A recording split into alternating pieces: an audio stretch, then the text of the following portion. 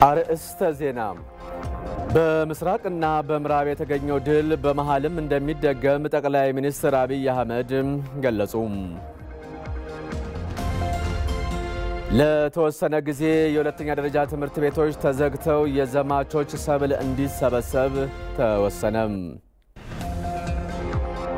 በአፋር ክልል አሸባሪ ህወሓት ወረራ አድርጎባቸው በነበሩ አካባቢዎች 57 የጤና ተቋማትን በማውደም ከ1 ቢሊዮን ብር በላይ ግምት ባላቸው የጤና መጠበቂያ ቁሳቁሶች ላይ ውድመት ማድረሱን የክልሉ ጤና ቢሮም ይፋ አደረገ። የገበታ ለሀገር አካል ፕሮጀክት የሆነው የወንጫ ሐይቅ የ2021 ምርጡ የቱሪዝም መንደር በመሆን በዓለም የቱሪዝም ድርጅት በአሸናፊነት ተመረጠ።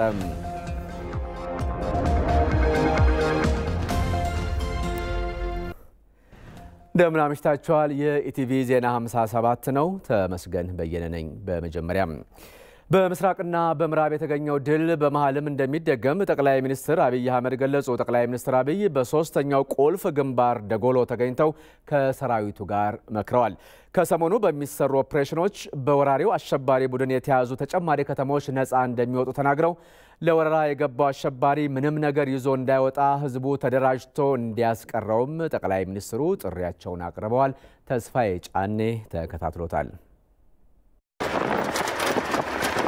አሸባሪው የህወሓት ቡድን የኢትዮጵያን አንድነት ሰንሰለቱን በጣጥሶ ኢትዮጵያን ታሪክ ዜጎቿን ሀገር አልባ ከርታታ ለማድረግ የጀመረው የጥፋት ፕሮጀክት በጀግኖች ኢትዮጵያውያን ተመክቶ ታሪክ ወደ መሆን እየተሸጋገረ ነው። የኢፌዴሪ ጠቅላይ ሚኒስትር ዶክተር አብይ አህመድም ወደ ግንባር ተጉዘው ሰራዊቱን መምራት ከጀመሩ ቀናት ተቆጠሩ። ጠቅላይ ሚኒስትሩ በተለያዩ የአውደ ውጊያ ግንባሮች ተገኝተው ከሰራዊቱ ጎን መሰለፋቸው ደግሞ ለወገን ጦር ብርታትን ሲለግስ፣ ለሽብር ቡድኑ ደግሞ መፈረካከስን እጣ ፈንታው አደረገ።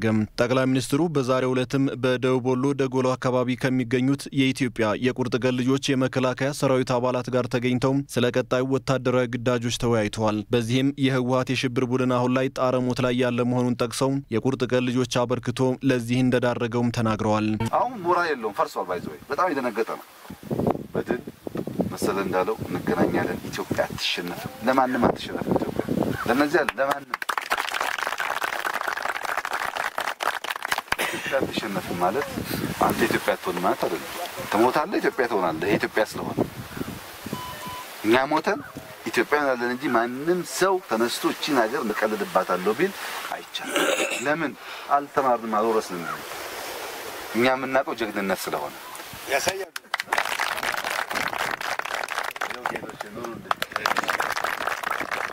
በብሪት ተወጥሮ በአማራና አፋር ክልሎች ዘው ብሎ የገባው ይህ ቡድን በተለያዩ አካባቢዎች ተደምስሶ መበተኑን የተናገሩት ጠቅላይ ሚኒስትሩ ሸዋ የገባውን ኃይል ለመደምሰስ ሶስተኛው ግንባር ቁልፍ ቦታ መሆኑን አስረድተዋል። በዚህም ዛሬና ነገ በሚሰሩ ወታደራዊ ኦፕሬሽኖች በርካታ ከተሞችን ለማስለቀቅ ዝግጅት መጠናቀቁንም ጠቅላይ ሚኒስትር አብይ አህመድ ይፋ አድርገዋል። አሁን የምንገኝበት ስፍራ ደጎሎ ይባላል። ሶስተኛው ግንባራችን ነው። እንግዲህ እንደሚታወሰው በምስራቅ ባደረግነው ኦፕሬሽን አስፈላጊ የሚባሉ ቦታዎችን ይዘናል። በጋሸናም በጣም አስፈላጊ የሚባሉ ቦታዎች ጋሸናን ጨምሮ መቆጣጠር ተችሏል። በጋሸና ግንባር ያለውን ወደ ሰቆጣ ወደ ወልዲያ የማስፋት ስራ እየተሰራ ይገኛል። በዚህ በደጎሎ ግንባር የሚሰሩ ኢምፖርታንት ሰርጂካል የሆኑ ኦፕሬሽኖች አሉ። ሸዋ የገባው ኃይል የዘረፈውን ሀብት ይዞ እንዳይወጣ፣ ትጥቅ ይዞ እንዳይወጣ፣ ዩኒት ይዞ እንዳይወጣ የምንሰራቸው ቁልፍ ስራዎች አሉ። እዚህ በሚታየው ጣራው ያለበት ምሽግ ወደዛ ነው። ዛሬና ነገ በሚሰሩ ኦፕሬሽኖች ከሚሴን፣ ባቲን፣ ኮምቦልቻን እና ሌሎች ከተማዎች እንቆጣጠራለን። ወደ ደሴም የሚቀርብበትን አቅጣጫ ይይዛል። አብዛኛው ከተሞቻችን ዛይና ነገር እናደርገው ኦፕሬሽኖች የሚጸዱ ይሆናል። የህወሓት የሽብር ቡድን ከስሌት ይልቅ በስሜት በወሰነው ግብታዊ ውሳኔ በተወሰደበት ጠንካራ እርምጃ ሐሞቱ ፈሶም ፀሐይ እንዳገኘው በረዶ እየቀለጠ ይገኛል። እናም ይህንን የተበታተነ ግሪሳ መልቀም የማህበረሰቡ ኃላፊነት መሆን አለበት የጠቅላይ ሚኒስትሩ መልእክት ነው። ከጠላት አንፃር እንግዲህ በቀደም እንዳነሳው ጠላት ፈርሷል፣ ተሸንፏል፣ ፈርሷል። አሁን የተበተነውን ኃይል መሰብሰብ፣ የሰረቀውን ማስቀረት፣ ትጥቅ ማስቀረት፣ የዩኒት ተደራጅቶ እንዳይወጣ ለማድረግ የሚሰሩ ስራዎች ናቸው የሚቀሩ። ለዚህ ስራ ደግሞ የህዝቡ ሚና በጣም ከፍተኛ ነው። በተበተነ መንገድ የሚንቀሳቀሰውን ጠላት ህዝቡ እየለቀመ ትጥቅ ማስፈታት አለበት። ሚሊሻው ልዩ ኃይሉ በየሸጡ የሚጓዘውን የጠላት ኃይል እየለየ ተበትኗል። ትጥቅ እያስፈታ ማስቀረት አለበት። ዘው ብሎ የገባበት ጎዳና የሾህ መንገድ የሆነበት ይህ የሽብር ቡድን ርዝራዥ እንደ ተራራ የገዘፈ የመሰለው ትዕቢቱ እንደ ጎማ ተንፍሶበት አቅጣጫ እንደጠፋበት የባህር ላይ መርከብ እየዋለለ ነው። እናም ይህንን ኃይል የሰረቀውን ንብረትና የታጠቀውን መሳሪያ ተረክቦ በጀግና ደንብ ማስተናገድ እንደሚገባም ጠቅላይ ሚኒስትር አብይ ጠይቀዋል። በጠላት በኩል ወደ ኋላ ብንሄድ ይገሉናል፣ ወደፊት ደግሞ ፈራን ስለሚሉ በተቻለ መጠን ህዝባችን ትጥቁን ካስረከበ የሰረቀውን ካስረከበ አብዛኛው ጨቅላ ህፃናት ስለሆኑ እንዳይጎዱ በትክክል ይዞ መግቦ ተንከባክቦ ማቆየት አለበት። ምርኮኛ ማቆየት የጀግና ባህል ነው፣ የኢትዮጵያዊነት ባህል ነው። እሱም ማቆየት ያስፈልጋል። መስተዳድሩን በፍጥነት ከተሞች፣ ወረዳዎች የመገንባት ስራ የማደራጀት ስራ መስራት አለበት። አሁን በሶስተኛ ግንባር የምናካሄደው ኦፕሬሽን በተሳካውን ከጨረሰን በኋላ ቀጣይ ምዕራፍ ኢትዮጵያውያን በአንድነት ሆነው የገጠማቸውን ጠላት ከአቅሙ በላይ የሚያስፈራራ ቢፎክረውን ጠላት አስታክሰው ከተሞቻቸውን ግዛቶቻቸውን የሚያጸዱበት ስራ የተሰራው ቀጥሎ የሚኖረው ምዕራፍ ይሄን ኦፕሬሽን ከጨረስን በኋላ የምናየው ይሆናል። ኢትዮጵያውያን አንድ ሆነዋል። በአገር ውስጥም በውጭም ወታደራችን እጅግ የሚያስደንቅ ሞራልና ብቃት ነው እያሳየ ያለው። ጠላት ተፍረክርኳል፣ ተበትኗል፣ ሊቋቋመን አልቻለም። በሁሉም ግንባር አጋጉል በሆነ መንገድ ነው እየተመታ ያለው። ይህ ኃይል የዘረፈውን ትጥቅና ስንቅ ሀብት የሚያስቀርበትና የሚበተንበትን ስራ ከሰራን ነገ ከነገ ወዲያ ተመልሶ እንደዚህ አይነት ጥፋት እንዳያካሂድ በቂ ትምህርት የሚያገኝበት ይሆናል። የሚከሰቱ ችግሮችን በተባበረ ክንድ መመከት የኢትዮጵያውያን የደም ስሬታቸው መሆኑን የተናገሩት ጠቅላይ ሚኒስትር አብይ አሁንም አንድነታችንን ማጠናከር እንደሚገባም አሳስበዋል። ለመላው ኢትዮጵያ ሕዝብ ከፍተኛ ምስጋና አለኝ። በሄንበት ቦታ ሁሉ ሕዝቡ እየቀለበ እየረዳ ከጎናችን የተሳካ ኦፕሬሽን እንድናካሂድ አድርጎናል። እጅግ በተሳካ መንገድ በ2-3 ቀን ውስጥ አጠናቀን ለሀገራችን ሕዝቦች ድል የምናወስበት ጊዜ ከፊታችን አለ። ከዚያ በኋላ የምናካሂደው ኦፕሬሽን ራሱን የቻለ እቅድ የተዘጋጀለት ስለሆነ እሱን ጊዜው ሲደርስ የሚገለጥ ይሆናል። እስካሁን ለሆነው ነገር ሁሉ ለመላው ኢትዮጵያ ሕዝብ ከፍተኛ ምስጋና እያቀረብኩ አንድነታችን የተጠበቀ ይሁን፣ አንድ እንሁን፣ እንደማመጥ፣ አብረን እንቁም፣ አሉባልታ ወሬ ወጀብ እንዳይወስደን በጋራ መቆም ከቻል የማትደፈር የማትነካ ሀገር ለልጆቻችን ማስረከብ እንደምንችል አመላካች ስራዎች ተሰርተዋል። የመጀመሪያው ዙር ዘመቻ በሚቀጥሉት ቀናት ተጠናቆም አካባቢዎቹ ነፃ እንደሚሆኑና ቀጣይ ስራዎች እንደሚከናወኑ ጠቅላይ ሚኒስትር አብይ አስረድተዋል። በተያያዘ ዜና ጠቅላይ ሚኒስትር አብይ አህመድ በደጎሎ በሚካሄደው ወታደራዊ ኦፕሬሽን በርካታ ስኬቶች እንደሚመዘገቡና የኢትዮጵያነት አሸናፊነት ታሪክ ይበልጥ የሚንጸባረቅበት ክስተት እንደሚሆንም ነው የተናገሩት። አሁን በደጎሎ ውይይታችን ጨርሰናል። በምን አቅጣጫ ምን እንደምንሰራም ተግባብተናል። እቅዳችን ተጨረስን። ዛሬና ነገ በምንሰራቸው ስትሮንግ እና ጠንካራ ኦፕሬሽኖች አካባቢውን አብዛኛውን እናጸዳለን። ቀጣይ ይህን ምዕራፍ ከጨረስን በኋላ ቀጣይ ምዕራፍ ኦፕሬሽን ከትክክለኛ ቦታ የምናነሳው የመጀመሪያው ምዕራፍ ኦፕሬሽን የተጠናቀቀውን በዚህ አሁን በደጎሎ ግንባር የምናካሄደው የተሳካ ኦፕሬሽን በጋሸና በምስራቅ እና በዚህ ያለውን ሸዋ ያለውን በወሎ ያለውን የምናጸዳበት ስራ የተጀመረው ኦፕሬሽን 2-3 ቀን ውስጥ ሰፋፊ ስራዎች የምንሰራ ይሆናል። እስካሁን የተሳካ ጉዞ ያደረግነው ይህ ስኬት ይቀጥላል። ለምን? ኢትዮጵያዊነት አሸናፊነት ስለሆነ፣ ኢትዮጵያዊነት አለመበገር ስለሆነ፣ ኢትዮጵያዊነት ያቀድከው ያሰብከውን በመስዋዕትነት ማቆየት መትከል ስለሆነ የጀመርነው ለተቀደሰ ዓላማ ነው። ይህም እስኪሳካ ድረስ የሚቀጥል ይሆናል። የተገኘው ውጤት እጅግ አበረታች ነው። በከፍተኛ ደረጃ ጠላት መመታቱን የተናገሩት ጠቅላይ ሚኒስትር አብይ በተባበረ ክንድ በቀጣይም ሙሉ ለሙሉ የመደምሰስ ስራ እንደሚከናወን አረጋግጠዋል። እንግዲህ ጠላት እዚህ ለመድረስ 4 ወር ከነበረ ፈጀበት። ከሰኔ ጀምሮ ከትግራይ ከወጣን ጀምሮ አሁን እስካለበት ጊዜ ድረስ 4-5 ወር ገና ፈጀበት። እኛ ደግሞ በምን ያክል ጊዜ እየደመሰስነው እንደሆነ መላው ዓለም የሚገነዘብ ይሆናል። አብዛኛው አመራሮች አብዛኛው ትጥቅ ቶክስ በከፍተኛ ደረጃ አስቀርተናል። የቀረውን በሚቀጥሉት ቀናት የምንሰራ ይሆናል። እስካሁን ያለው ውጤት እጅግ አበረታች ነው። ይሄን በሚቀጥለው ተጠናክሮ የሚቀጥል ይሆናል።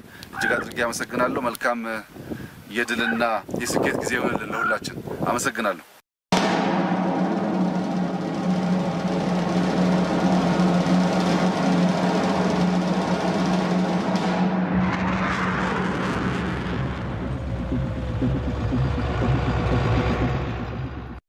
እናት አገር ደፋርሽ ጭንጫሽን ቧጦ ቆራጥሽ አለትሽን ግጦ ቁርጠኛሽ አፈርሽን ቅቦ ሐቀኛሽ ከአፈርሽ ተላትሞ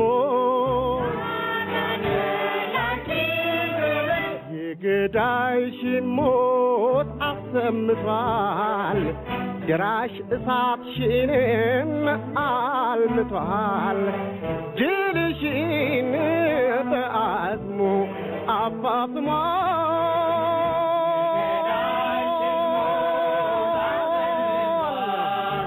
ድራሽ እሳትሽንም አልምቷል ድልሽን በአዝሙ አፋፍሟል እናት አገር ተዋጊ በጦርነት ያድጋል ተዋጊ በጦርነት ያልፋል ጎበዝ ከጦርነት ይበቅላል ጎበዝ በጦርነት ይወድቃል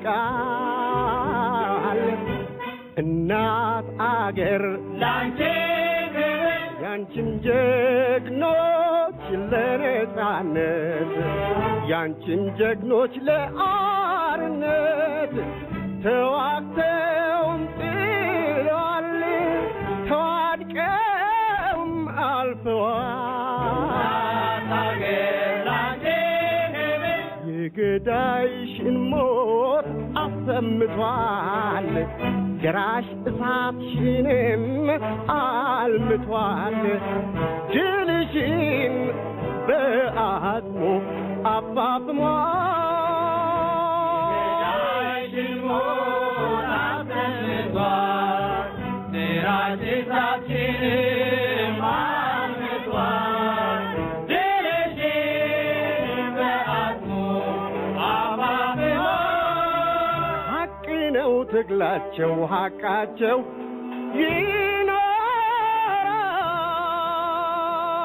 ይኖራል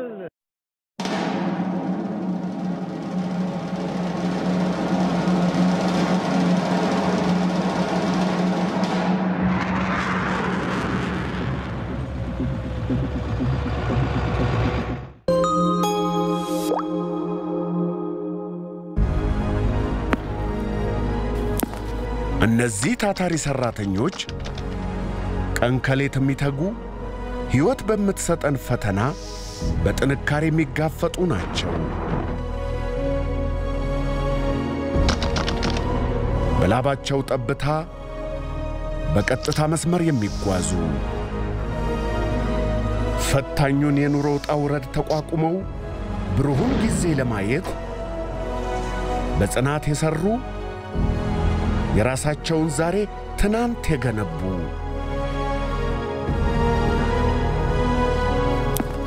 ድካማቸው ፍሬ እንዲያፈራ ጥረታቸው በጥሪት እንዲታገዝ የማሸነፊያው ቁልፍ ከኛ ጋር ነው። እርሶስ ምን ያህል ይቆጥባሉ? የኢትዮጵያ ንግድ ባንክ ነገን የተሻለ ለማድረግ ዛሬን እንቆጥብ ይላል። የኢትዮጵያ ንግድ ባንክ ሁሌም የሚተማመኑበት ባንክ። መሪውን ያጀገነ ህዝብ የታሪክ ተቋዳሽ ይሆናል በሚል ከኦሮሚያ ብሔራዊ ክልላዊ መንግስት ርዕሰ መስተዳድር ሽመልስ አብዲሳ የቀረበን ጥሪ ነው አሁን የምናቀርበው። መሪውን ያጀገነ ህዝብ የታሪክ ተቋዳሽ ይሆናል። በኢትዮጵያ ሀገረ መንግስት ግንባታ ታሪክ የኦሮሞ ህዝብ ከሌሎች ወንድም ብሔሮች ብሔረሰቦችና ህዝቦች ጋር በመተባበር ባደረገው ተጋድሎ ኢትዮጵያን በደምና አጥንት ጠብቆ ያቆየ ህዝብ መሆኑ የማይታበል ሀቅ ነው። በዚሁ ሀገረ መንግስት ግንባታ ሀገራዊ ነጻነትና ሉዓላዊነትን አስጠብቆ ለማስቀጠል በተደረገው ተጋድሎ በርካታ መሪዎችን ያፈራና ያጀገነ በነዚሁ ጀግኖች መስዋዕትነትም ኢትዮጵያ ታፍራና ተከብራ እንድትኖር ያደረገ ህዝብ ነው የኦሮሞ ህዝብ። በሁሉም የትግል አውድ የተፈጠሩ የኦሮሞ ጀግኖች ባሸናፊነታቸው ሀገራቸው ኢትዮጵያ በዓለም አቀፍ መድረክ ስሟ ገኖ እንዲናኝ ሰንደቋም ከፍ ብሎ እንዲውለበለብ ስመ ገናና ኩሩ የጀግኖች ሀገር ሆና እንድትታወቅ በማድረግ ረገድ ከፍተኛ ሚና ተጫውተዋል። ወታደር ሆነው ጦር በመምራት ወራሪና ካዲ ባንዳን የሀፍረት ካባን አከናንበዋል። በዓለም አቀፍ ስፖርታዊ ውድድሮች ኢትዮጵያን ከፍ አድርገዋታል። በግብርናውም አርሰው ከማብላት አልፈው ለሀገራዊ ምጣኔ ሀብት የብረት ምሰሶ የሆኑ በርካታ ጀግኖች አርሶ አደሮችም ተፈጥረዋል። የኦሮሞ ህዝብ በሚወዳት ሀገር ህልውናና ሉዓላዊነት ላይ አደጋ በተጋረጠበት ዘመን ሁሉ መስዋዕትነት በመክፈል ሀገራዊ ህልውና እንዲቀጥል ለመስዋዕትነት የሚሽቀዳደሙ ጀግኖች ያፈራ ህዝብ ነው። የኢትዮጵያውያንን እልፍ አእላፍ የጀግንነትና ያልበገሬነት አርማ የጥቁር አፍሪካውያን የነጻነት ተምሳሌት የሆነው የአድዋ ድል ታሪክ በዓለም ድንቅ የታሪክ መዝገብ እንዲመዘገብ በተደረገው ሁሉን አቀፍ ተጋድሎ የኦሮሞ ጀግኖች ከፍተኛ አስተዋጽኦ አበርክተዋል። ይህ በመሆኑም በጥቁሮችና ነጮች መካከል የነበረው የበታችነትና የበላይነት መስተጋብር ምዕራፉ በመዘጋት የነጻነትና የእኩልነት ፀሐይ በአፍሪካ ምድር እንዲፈነጥቅ ምክንያትም ሆነዋል። ለዚህ ደግሞ የናድዋ የነማይጨው የነካራማራና የመሳሰሉት የጀግኖች ውሎ ማስታወሻ ህያው ምስክሮች ናቸው። ከቅርብ ታሪክ አንጻርም የኦሮሞ ቄሮና ቀሬ ስናይፐር ሳይበግረው እስርና እንግልትን ሳይታክት የወንድሙና እህቱ ሞት ይበስኑ እንደ ብረት አጠንክሮት በከፈለው ከፍተኛ መስዋዕትነት ለ27 ዓመታት የኢትዮጵያን ህዝብ ሲዘርፍና ሲያሰቃይ የኖረውን ስግብግብ ጁንታ ከስረ መሰረቱ በመንቀል ለኦሮሞ ህዝብና ለመላው የኢትዮጵያ ህዝቦች የሰብአዊና ዲሞክራሲያዊ መብቶች መረጋገጥ ጉልህ ድርሻ አበርክተዋል። ዛሬም እንደ ትናንቱ የተደቀነብንን ሀገራዊ የህልውና አደጋ ለመመከት እየተደረገ ባለው ሁሉን አቀፍ ተጋድሎ የኦሮሞ ወጣቶች ጠቅላይ ሚኒስትር አብይ አህመድ ያስተላለፉትን ሀገር አድን ጥሪ በመቀላቀል የወያኔና ግብረአበሮቹን ቀብር ለማፋጠን በጀግንነት ወኔ ለሀገራዊ ክብር መስዋዕትነት በመሽቀዳደም ላይ ይገኛሉ። ይህም ዛሬም እንደ ትናንቱ የአባቶቻቸውን የጀግንነት ፈለግ የተከተሉ ጀግና ሆኖ የሚያጀግን አዲስ ትውልድ መፈጠሩን ያሳያል። ሀገራዊ ነጻነትና ሉዓላዊነትን ማስከበር የሁሉም ትውልድ ግዴታ ነው። ከሁሉም በላይ ይህ ትውልድ ጀግኖ የሚያጀግን መሪ የታደለ ነው። ከጀግና መሪ ጎን የቆመ ህዝብ ደግሞ ታሪኩን ያድሳል። ገናና ነጻና አይበገሬ ህዝብ ሆኖም ይቀጥላል። መሪውን የበለጠ ያጀግናል። መሪውን ያጀገነ ህዝብ የታሪክ ተቋዳሽ ይሆናል። በመሆኑም የኦሮሞ ቄሮና ቀሬ ጠቅላይ ሚኒስትር አብይ አህመድን የጀግንነት ፈለግ በመከተልና የመከላከያ ሰራዊትን በመቀላቀል ዛሬም እንደ ትናንቱ የአባቶቻችሁን የጀግንነት ታሪክ እንድትደግሙ በኦሮሚያ ብሔራዊ ክልላዊ መንግስት ስም ጥሬን አስተላልፋለሁ ሲሉ የኦሮሚያ ብሔራዊ ክልላዊ መንግስት ርዕሰ መስተዳድር ሽመልስ አብዲሳ ጥሪያቸውን ቋጭተዋል። ኢቲቪ 57 እንደቀጠለ ነው። ጠቅላይ ሚኒስትር አብይ አህመድ በግንባር በመገኘት ከተሰለፉ ወዲህ በርካታ ድሎች እየተመዘገቡ ይገኛሉ። በዚህ ጉዳይ ላይ ታዲያ ማብራሪያ እንዲሰጡን እንግዳ ጋብዘናል። እንግዳችን ዶክተር መሳይ ሀጎስ ናቸው። ዶክተር መሳይ የህግ ምሁርና የቀድሞ መከላከያ ሰራዊትም አባል ናቸው። ዶክተር መሳይ እንኳን ደህና መጡ። እንኳን ሰላም በሰላም። እንግዲህ የተለያዩ ዜናዎችን ተከታትለዋል። በተለይ የጠቅላይ ሚኒስትር አብይ በግንባር ተገኝቶ ጦሩን መምራት ከጀመሩ በኋላ በተለያዩ አካባቢዎች እንግዲህ የተመዘገቡ የሚገኙ ድሎች አሉና እነዚህን ድሎች እንዴት ይገልጿቸዋል? በተጨማሪ ደግሞ በዚህ ፍጥነት ደግሞ ድሉ እንዲመጣ ያስቻሉ ምክንያቶች ምንድናቸው ብለው ያስባሉ? መልካም። አንድ የህግ ባለሙያም እንደገና የቀድሞ የመከላከያ ሰራዊት አባል እንደመሆኑ መጠን እሺ፣ ምንድነው ነገሩ? አሁን የዚህ ጦርነት አጀማመር ቡድኑ ነው በፖለቲካ ትግል በህዝባዊ አመጽ ተደምሮ ከስልጣን ሲያጣ ወደ ስልጣን ለመመለስ የሰሜን እዝን በማጥቃት የጀመረው እና ኢትዮጵያኖች የሚያደርጉት ትግል ከማስከበሩ ጀምሮ እስካሁን ድረስ ያደረጉት ከሰሜን እዝ መመታት ጀምሮ የተደረገ ያለው ትግል ጀስት ኮዝ ነው፣ ትክክለኛ ነው። ምክንያቱ እነሱ ከውጭ የኢትዮጵያ ጥላቶች ጋር ታሪካዊ ጥላት ከምንላቸው ጋር ከምዕራባውያን ጋር ተላላኪ መንግስት በኢትዮጵያ ለመትከል ቀጥሎም ደግሞ በሌላም አፍሪካ እንደዚሁ የነሱን ጥቅም የሚያስከብር የኢትዮጵያ አፍሪካን የተፈጥሮ ሀብት ለመመዝበር ምቹ የሆነ አስተዳደር ለመመስረት ከሚሹ የምዕራባዊ ሀገሮች ጋር እንደ ከቅርብም የኢትዮጵያን እድገት ብልጽግና ከማይፈልጉ ጋር ተባብሮ ነው ጦርነት የከፈተብን። እኛ የምናደርገው ደግሞ የኢትዮጵያን አንድነት የኢትዮጵያን የግዛት አንድነት ሉዓላዊነት ክብር የመጠበቅ ነው ማለት ከውስጡ ነው ከውጭ ኃይሎች ጋር ተቀናይቶ ተናቦ ጦርነት በከፈተ ኃይል ላይ ነው። እኛ ደግሞ የኢትዮጵያን አንድነት ለማስጠበቅ የምናደርግ ጀስት ኮዝ አለን ማለት ነው ለውጊያው እና አሁን ደግሞ እንደገናም ደግሞ ወታደሩ መደበኛው የመከላከያ ሰራዊት አባል የክልል ልዩ ኃይሎች ሚሊሻዎች ፋኖ የተለያየ አደረጃጀት ይዘው በበጎ ፈቃደኝነት የሚታገሉላ ቆራጥነት ስላላቸው ነው ለሚዋጉበት ዓላማ አምነው የህይወት መስዋዕትነት የአካል መስዋዕትነት ለመክፈል ዝግጁ መሆናቸው ነው። ሌላው ደግሞ ህዝባዊ ድጋፍ አለው። የኢትዮጵያ መከላከያ ሰራዊት መደበኛው ጦር ልዩ ልዩ ተዋጊዎች ህዝባዊ ድጋፍ አላቸው። ይሄ ነው ሶስተኛውና አሁን ደግሞ በቅርብ ለማሸነፍ በመሰረቱ እስካሁን ድረስ በመከላከል ላይ ያተኮረ ነበር የኢትዮጵያ መንግስት ሲያካሄድ የነበረው ነገር። ያ ማለት ለምሳሌ ቡድኑ የኢትዮጵያን ግሮሮ ለማነቅ የኢትዮጵያና የጅቡቲ መስመር ለመያዝ ነው የሞከረው። እሱን አልቻለም። ተደጋግሞ ነው የሞከረው፣ አልቻለም። በሱዳንም እንደዚሁ ኮሪደር ለማግኘት ተደጋጋሚ ሞክሯል፣ አልቻለም። ነገር ግን ግራና ቀኙን ሳይ ሰተት ብሎ ቀጭ መስመር ይዞ ወደ መሀል ሀገር ነው የመጣው እና አሁን መውጫው እስኪቸግረው እና አሁን በቅርብ ደግሞ የኢፌድሪ ጠቅላይ ሚኒስቴር በዚህ ስልጣናቸው የጦር ኃይሎችም ጠቅላይ አዛዥ ናቸው። በአካል በግንባር በጦር ሜዳ ተገኝተው የጦር ጀነራል መኮንኖችን ከፍተኛ መኮንኖችን የመስመር መኮንኖችና መደበኛ ተዋጊ ወታደሮችን በአካል ሄደው መምራታቸውና ማነቃቃታቸው ማበረታታቸው የበለጠ በአጭር ጊዜ ድል እንዲመጣ መንገድ በር ከፈተ ይመስለኛል። መልካም ዶክተር መሳይ እንግዲህ አሁን እየተመዘገበ ያለው ድል እንዳለ ሆኖ አሸባሪ ቡድን ለአንዴና ለመጨረሻ ጊዜ በመደምሰስ የሀገሪቱ ስጋት እንዳይሆን በቀጣይ ከህዝቡም ሆነ ከመንግስት ምን ይጠበቃል ይላሉ? አሁን እንግዲህ ከዚህ በፊትም በተለያዩ በልዩ ልዩ ሚዲያዎች ሲገለጹ እንደነበር የተለያዩ ግንባሮች አሉ። የመጀመሪያው የጦር ግንባር ነው። በጦር ግንባር አሁን መሰረታዊ የሆኑ ቀጣይ የተፋጠነ ድል ለማምጣትና ነገሮችን በዚህ ለረጅም ጊዜ እንዳይቀጥሉ የሚያደርጉ መሰረታዊ ስትራቴጂክ የሆኑ ቦታዎች ተይዘዋል። ለምሳሌ ጋሸናን ብናይ በጣም ስትራቴጂክ ቦታ ነው። ከመልክዓ ምድሩ አቀማመጥም ጀምሮ በአራት አቅጣጫ ከተለያዩ ዋና ዋና ከተሞች ጋር የሚያገናኝ መስመር ያለበት ነው። እንደገና ቡድኑም ታጣቂዎችን ወደዚህ ሊያመጣ የሚችልበት እንደገና ደግሞ ከዚህም የተዘረፉ ሀብቶችንም ሊያሸሽ የሚችልበት ዋና መስመር ነው። ወደ ወልዲያም ወደ ወርታችም ወደ ደሴም የሚወስድ መንገድ አለ። እሱንም በተለያዩ አቅጣጫዎች አሁን ቡድኑ አንድ መስመር ተዘግቶበታል ማለት ነው። በዋናነት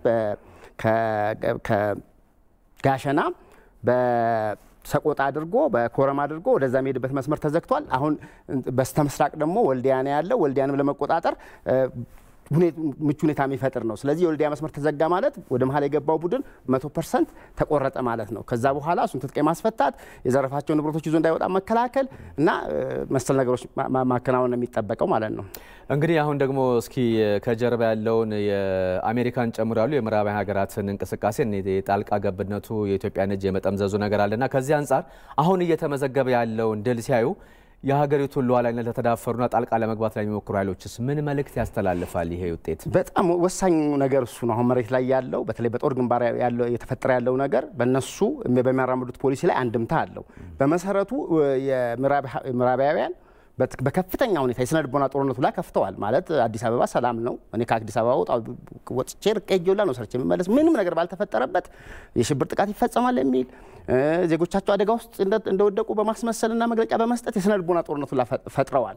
በተዘዋዋሪም ለቡድኑ የተሳሳተ መረጃ በሚዲያዎቻቸው በሰብአዊ መብት ለሰብአዊ መብት ቆመናል በሚሉ ድርጅቶቻቸው በከፍተኛ ሁኔታ የስነ ልቦና ጦርነት፣ የዲፕሎማሲ ጦርነት፣ የፖለቲካ ጦርነት፣ የመረጃ ጦርነት ከፍተውብናል እና አሁን ቡድኑ ቀጭን መስመር ይዞ መመለስ እንኳን እንዴት መመለስ እንደሚችልበት እንኳን በተገቢው ሳያሰላ የገባበትን ይዞ አዲስ አበባ ተከባለች እስከማለት ብሎ መግለጫ እስከመስጠትና በጣም ማለት በተለይ አዲስ አበባ የዲፕሎማቲክ ማዕከል ነች ብዙ ዲፕሎማቶች አሉ በእነሱ ላይ ፍርሃት እንዲነግስ ምክንያቱም እነሱ ዝም ብለው ነው መረጃውን የሚለቁት ነገር ግን የዲፕሎማቲክ ሰዎች የአሜሪካ ደህንነት ተቋማቶች በመረጃና በመረጃ ተደግፈው ያመጡት ይመስላቸውና አንዳንድ የሚያከናውናቸውን ተግባሮች እንደገና እንዲያስቡት ያደርጋል እና አሁን በጦር ግንባር ያለው ይሄ እነሱን ስለልቦና ጦርነትና ፕሮፓጋንዳን ያጋለጣል የሐሰት መሆኑን ለዓለምም ያጋለጣል ሌላው ደግሞ ነገሮች እነሱ እንደፈለጉላቸው እንዳሰቡት ሄዶ ተላላኪ አስተዳደር አዲስ ማነው ኢትዮጵያ ላይ አያቆሙም በሌላም አፍሪካ ላይ እንደዚህ ተላላኪ አስተዳደር ለማቋቋም እንደመነሻ ያደረጉት ነገር እንደማይሳካላቸው መልእክት ያስተላልፋል ሌላው በዚህ ጦርነት ጎን ለጎን እየተካሄደ ያለ በዓለም አቀፍ ደረጃ ያሉ ኢትዮጵያኖች ዲያስፖራ ኢትዮጵያኖች አፍሪካውያኖች ትውልዳቸው ከአፍሪካ የሆኑት ጥቁር ህዝቦች እንደገናም ደግሞ አፍቃሪ ኢትዮጵያ የሆኑም ከሌላው ዓለም ያሉ ሰዎች ሁላ የኢትዮጵያን ኮዝ የኢትዮጵያን እውነት በመደገፍ እንቅስቃሴ ያደረጉ ነው ይሄ እንቅስቃሴ ተጠናክሮ መቀጠል ያለበት ይመስለኛል መልካም ዶክተር መሳይ አጎስ የቀድሞ መከላከያ ሰራዊት አባልና የህግ ምሁር ለጊዜውም ላሳበው አመሰግናለሁ በመላው ዓለም የሚኖሩ ኢትዮጵያውያን ባደረጉት ሀገር የማዳን እንቅስቃሴ አመርቂ ዲፕሎማሲያዊ ስራ መከናወኑን የመንግስት ኮሚኒኬሽን አገልግሎት አስታወቀ። ስለ ኢትዮጵያ የተሳሳተ መረጃ የሚያሰራጩ ሀገራት ከድርጊታቸው እንዲቆጠቡ መንግስት አሳስቧል። በቀጣይ በሚከበሩ የገናና የጥምቀት በዓላት ላይ 1 ሚሊዮን ኢትዮጵያውያንና የኢትዮጵያ ወዳጆች ወደ ሀገር ቤት እንዲመጡም ጥሪ ቀርቧል። ትዕግስት የሻነው ኢትዮጵያውያንና የኢትዮጵያ ወዳጆች በዓለም አቀፍ በተለያየ መልኩ ድምጻቸውን ሲያሰሙ ቆይተዋል። ይህንንም ተከትሎ በዲፕሎማሲው ረገድ አውንታዊ ለውጥ መታየቱንና የተለያዩ ሀገራት ለኢትዮጵያ ድጋፋቸውን የገለጹ መሆኑን የመንግስት ኮሚኒኬሽን አገልግሎት በሰጠው መግለጫ የተመላከተው ላብነትም በምዕራብ አፍሪካዊቷ ሴኔጋል ዋና ከተማ ዳካር የተካሄደው የቻይና አፍሪካ የትብብር ፎረም ላይ ከቻይና የቀረበው የልማት አቅጣጫ ለኢትዮጵያ ኢኮኖሚ ጉልህ ድርሻ ይኖራል ተብሏል። ከተለያዩ አፍሪካ ሀገራት ስለ ሀገሪቱ ነባራዊ ሁኔታና ስለ ውጭ ሀገራት ጣልቃ ገብነት የማብራራት ስራዎች መደረግ እንደተቻለ የመንግስት ኮሚኒኬሽን አገልግሎት ዴታ ከበደ ዴንሲሳ ይናገራሉ። በዚህ የግሪን ሌንስ የልማት የንግድ ትስስር ምክንያት የአፍሪካውያንና ኢትዮጵያውያን የግብርና ምርታቸውን ያለ ቀረጥ በዜሮ ታሪፍ ማለት ነው ወደ ቻይና መላክ እንደሚችሉ ቃል ተገብቷል። ይህ ለኢትዮጵያ ኢኮኖሚ ልማትና እድገት ትልቅ ትርጉም ያለው ነገር ነው። በተያያዘም የኢትዮጵያ ልኡካን ቡድን በተለይም በውጭ ጉዳይ ሚኒስቴር ዴኤታ በአምባሳደር ሬድዋን ሁሴን የተመራው ልኡካን ቡድን በሴኔጋል ዳካር በመገኘት ወቅታዊ የኢትዮጵያ ነባራዊ ሁኔታን ለዓለም አቀፍ ማህበረሰብና ኢትዮጵያ ወንድሞቻችን አብራርተዋል። የቻይናው የውጭ ጉዳይ ሚኒስትር ወደ ኢትዮጵያ መምጣት በዲፕሎማሲው ረገድ ሌላው ክስተት ነበር። የውጭ ጉዳይ ሚኒስትሩ በጉብኝታቸው ከምዕራብ ዓለሙ በተቃራኒ የኢትዮጵያ የውስጥ ችግር በራሷ አቅም መፍታት እንደምትችልና ማንኛውም አካል የሀገሪቱን ሉዓላዊነት ማክበር እንዳለበት መናገራቸውን በመግለጫው ተጠቁሟል። አንዳንድ ኤምባሲዎች ተቀማጭነታቸውን አዲስ አበባ ያደረጉ ኤምባሲዎች የውጭ ዜጎች ኢትዮጵያ ለቀው እንዲወጡ የውጭ ተቋማት ትላልቅ ተቋማት ኢትዮጵያ ለቀው እንዲወጡና ተቀማጭነታቸው ወደ ሌላ ሀገር እንዲያደርጉ ውትወታ በሚደረግበት ወቅት በቻይና ውጭ ጉዳይ ሚኒስቴር ኢትዮጵያን መጥቶ ከመጎብኘታቸውም በላይ ኢትዮጵያ የራሷን ችግር ለመፍታት አቅም ችሎታም ስልጣንም ያላት ሀገር መሆኑንና በኢትዮጵያ ላይ እምነት እንዳላቸው መግለጻቸው ኢትዮጵያ አሁንም በርካታ ወዳጆች እንዳላትና ከኢትዮጵያ ጎን የሚሰለፉ ቅርብ ወዳጆች እንዳሏት አመላካች ስለሆነ ይህም እንደ ዲፕሎማሲያዊ ስኬት የሚቆጠር ነው። የሰብአዊ መብት የምርመራ ሪፖርት በኢትዮጵያ መንግስት የዘር ማጥፋት የሚሆን ረሃብን እንደ ጦር መሳሪያነት አለመጠቀሙን ይፋ አድርጎ ተፈጽሟል ያላቸውን ጥሰቶች እንዲታረሙ በሰጠው ምክር ሀሳብ መሰረት ኢትዮጵያ የእርምት እርምጃ የሚወስድ ግብረ ኃይል አቋቁማ እየሰራች ነው። ቢሆንም የምዕራባውያን ሚዲያዎች አይኔን ግንባር ያርገው ብለው አልፈውታል ተብሏል። ግብረ ኃይሉ ወደ ስራ ገብቷል። ይህ የሚያሳየው ኢትዮጵያ መንግስት ለሰብአዊ መብት መከበር መጠበቅ ቁርጠኝነቱን ያሳየበት መሆኑን ነው የሚያሳየው። ይህንን ስናነሳ የተለያዩ የዓለም አቀፍ ሚዲያዎችና መንግስታት፣ ግለሰቦች ኢትዮጵያ መንግስት ለሚወስደው የእርምት እርምጃና ቁርጠኝነቱን ሲያሳይ ጥሰት አለ ብሎ እንደሚያስተጋቡት ጩኸት መንግስት የሚወስደውን ነገር መዘገብና ለመቀበል ዝግጁ ባይሆኑም እኛ ዜጎቻችን መብታቸው እንዲከበር እንዲጠበቅ ለማድረግ መንግስት ቁርጠኝነቱን ወደፊትም የሚቀጥል ነው የሚሆነው። በቀጣይ በሚከበሩ የገናና የጥምቀት በዓልን አስመልክቶ 1 ሚሊዮን ኢትዮጵያውያን ትውልድ ኢትዮጵያውያንና የኢትዮጵያ ወዳጆች ወደ ሀገር ቤት በመምጣት በአዲስ አበባ የተገነቡና ከሽብር ኃይሉ ነፃ የሆኑ የቱሪስት መዳረሻዎችን እንዲጎበኙ ጥሪ ቀርቦላቸዋል። ባሳለፍነው 3 ዓመታት የተለያዩ የቱሪስት መዳረሻዎች የተከፈቱበት ዓመታት ነበሩ። በተለይም አንድነት ፓርክ፣ ሸገር ፓርክ፣ እንጦጦ ፓርክ እና ሌሎችም የተጀመሩ ቦታዎች አሉ። በጠላት ተይዞ የነበረው የላሊበላ የመሳሰሉ ጥንታዊ መዳረሻዎች ከጠላት ነፃ ወጥተዋል። ኢትዮጵያውያንና ትውልደ ኢትዮጵያውያን ብቻም ሳይሆኑ ወዳጆቻችን አፍሪካውያን መጥቶ እንዲጎበኙ አሁንም በድጋሚ ጥሪ እናስተላልፋለን። መቀመጫቸውን በአዲስ አበባ ያደረጉ አንዳንድ ኤምባሲዎች አሁንም መዲናይቷ የሰላምና ጸጥታ ችግር እንዳለባት በማስመሰል ከሚያሰራጩት የሐሰት መረጃ እንዲቆጠቡ መንግስት ማሳሰቡን ተገልጿል። በአፋር ክልል አሸባሪ ህወሓት ወሯቸው በነበሩ አካባቢዎች 57 የጤና ተቋማትን በማውደሙ ከ1 ቢሊዮን ብር በላይ ግምት ባላቸው የጤና መጠበቂያ ቁሳቁሶች ላይ ውድመት ማድረሱን የክልሉ ጤና ቢሮ አስታወቀ። አሸባሪ ቡድኑ መዝረፍ ያልቻላቸው መድኃኒቶች በመድፋት አገልግሎት እንዳይሰጡ በማድረግም ኢሰብአዊና እኩይ ድርጊት መፈጸሙን ነው ቢሮው የገለጸው። አስማረ ብርሃኑ በአፋር ክልል ጭፍራ አሸባሪ ቡድኑ ህወሓት ወረራ ፈጽሞ በቆየባቸው ውስን ቀናት በዚህ በጭፍራ ጤና ጣቢያ ያሉ ንብረቶችንና መድኃኒቶችን ዘርፎና አውድሞ ሄዷል። የጤና ጣቢያው ኃላፊ መሐመድ ኖሬ አሸባሪ ቡድኑ ተቋሙን ከጥቅም ውጭ አድርጎታል ብለዋል። ያለው ውድመት አጠቃላይ እንደምታዩት ሁሉም ማለት ይቻላል ከጥቅም ውጭ ያደረጉበት ሁኔታ ነውና ያለው ለዚህ ደግሞ በዋናነት እና ትልቁ ተጠያቂ ቲቢኤልኤፍ ነው ማለት ነው።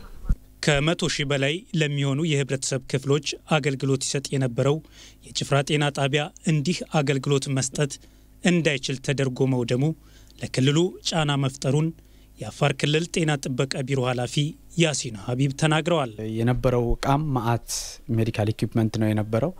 ስለዚህ እነዛ ነገሮች ሙሉ ለሙሉ ያው እንዳልነበሩ ነው የተደረገው። ይሄ ብቻ አይደለም፣ 2 ጤና ጣቢያዎች አሉ ሌላ በዚሁ ወረዳና ጎረቤት ላይ ያለ አዳዕሮ ወረዳ ላይ።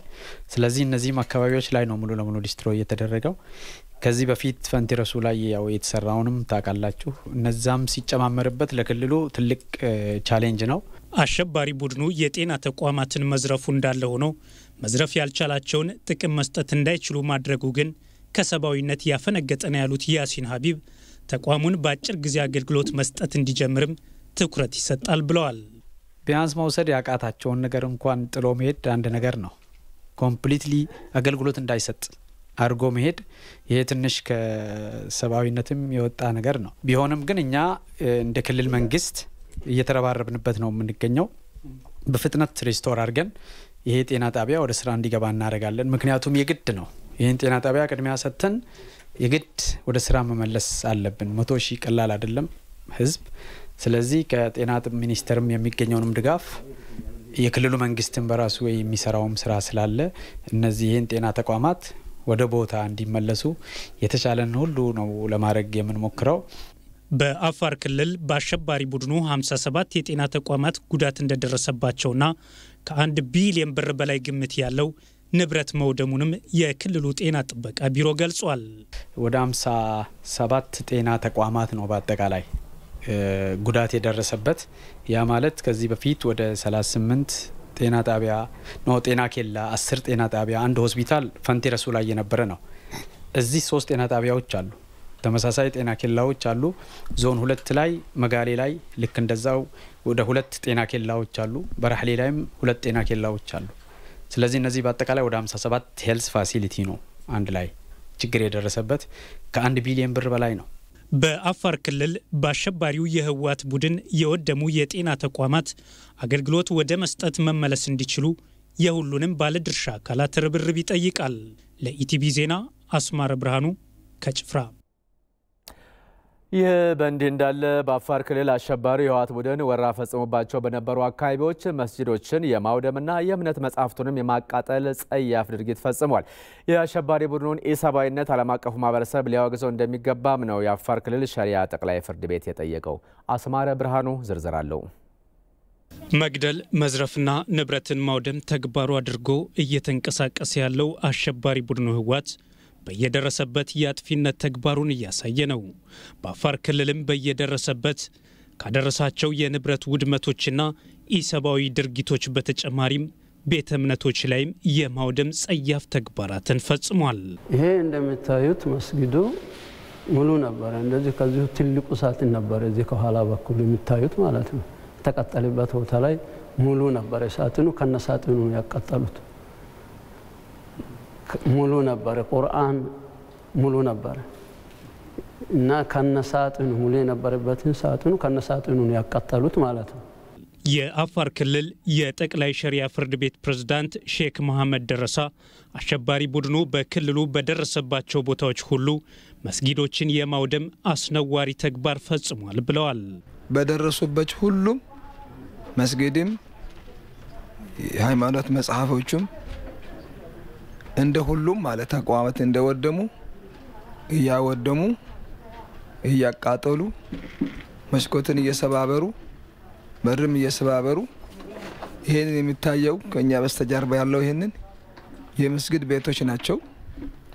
እንደሚታዩት እንዳለ ሆን ብሎ ሁሉም መስኮቱም በርም ሁሉም ከላይ ከታችን ፈርሶ ውስጥ ያለው ተወስደዋል። አሸባሪ ቡድኑ ህወሓት የሚፈጽማቸው ተግባራት ሃይማኖት አልባ መሆኑን የሚያሳዩ ናቸው ብለዋል ሼክ መሐመድ ደረሳ። የትኛው ሃይማኖትም ይሁን ሃይማኖትን ይከተላል፣ ፈጣሪም ይፈራል። ስለ ፈጣሪና ስለ ሃይማኖት የሆኑ ነገሮችን ትንሽ ክብር ይሰጣል። አሁን ይሄ ቡድን ግን ምናየው ምንም ታምር ለሰብአዊነትም ለሃይማኖትም ለወደፊትም ለእድገትም ለኢኮኖሚም ለልማትም የሚበጅ አካሄድ አይደለም የሆነ ያለውና በጣም አጥፊ የጥፋት ስራ እየተሰራ ያለው መሆኑን የሚያሳይ ነገር ማለት ነው። እናም ይህን የአሸባሪ ቡድኑን ጸያፍ ተግባር ዓለም አቀፉ ማህበረሰብ ሊያወግዘው ይገባል ብለዋል። እና ይሄንን በጣም መወገዝ ያለበት የምናወግዘው እና በጣም የጥፋት የሆነ ነገር ስለሆነ ይሄንን የኢትዮጵያ ህዝብ የዓለም ህዝብ የአፍሪካ ህዝብ የሁሉም ሊያውግዘው ይሄንን ላይቀበለው እና ይሄንን መውገዝ ብቻ ሳይሆን በተግባርም ከኢትዮጵያ ጎን ቆሞ ይሄንን አመለካከት እንዲቀበር ማለት ነው። የአፋር ክልል የጠቅላይ ሸሪዓ ፍርድ ቤት ፕሬዝዳንት ሼክ መሐመድ ደረሳ ከዚህ አሸባሪ ቡድን የትግራይ ህዝብም ነፃ እንዲወጣ መደረግ አለበት ነው ያሉት። በዚህ በቃ መጣብህ ኢትዮጵያ ህዝብ ሁሉም ጠላት ነው፣ ሌላ ጠላት ነው፣ ሁሉም ጠላት ነው፣ አማራ ጠላት ነው፣ አፋር ጠላት ነው፣ ኦሮሞ ጠላት ነው፣ ጠላት ነው፣ ኤርትራ ጠላት ነው እንጂ ወዳድ እንደሌለው ጠላት ብቻ ነው የሚያሰሙት። ማንም ህዝብ ጠላት አይደለም ለትግራይ ህዝብ ሁሉም ወዳጁ ነው፣ ሁሉም ወንድሙ ነው። ስለዚህ ትግራይ ህዝብም ልንደርስለት ይገባል። ለኢትዮጵያ ህዝብም እንደ ድሮ እሱና ከሱ በስተጀርባ ያሉ አጋጆች እንደ ድሮ ደግመን ልንቀብረው ልናሸንፍ ይገባል የሚል ነው። በዚህ በጭፍራ በሚገኘው በራህማ መስጊድም መጽሐፍትን እንዲህ በማቃጠል የተለያዩ አረመኔያዊ ድርጊቶችን ሲያሳይ ቆይቷል። እዚህ ላይ ቅዱስ ቁርአንና የተለያዩ የእምነት መጽሐፍቶች በሙሉ ሳጥን የነበሩትን ሙሉ በሙሉ እንዳቃጠላቸው የመስጊዱ ኗሪዎች ነግረውናል። እዚህ ላይ እንደምንመለከተው የተለያዩ የእምነት መጽሐፍቶች ሙሉ በሙሉ በእሳት ተቃጥለዋል። በዚህ በራህማ መስጊድ በነበራቸው ቆይታም በመስጊዱ ውስጥ እንደ መጠለያ ቆይተው የተለያዩ ጸያፍ ተግባራትን ሲፈጽሙ እንደነበረ ነግረውናል። ለኢቲቪ ዜና አስማረ ብርሃኑ ከጭፍራ።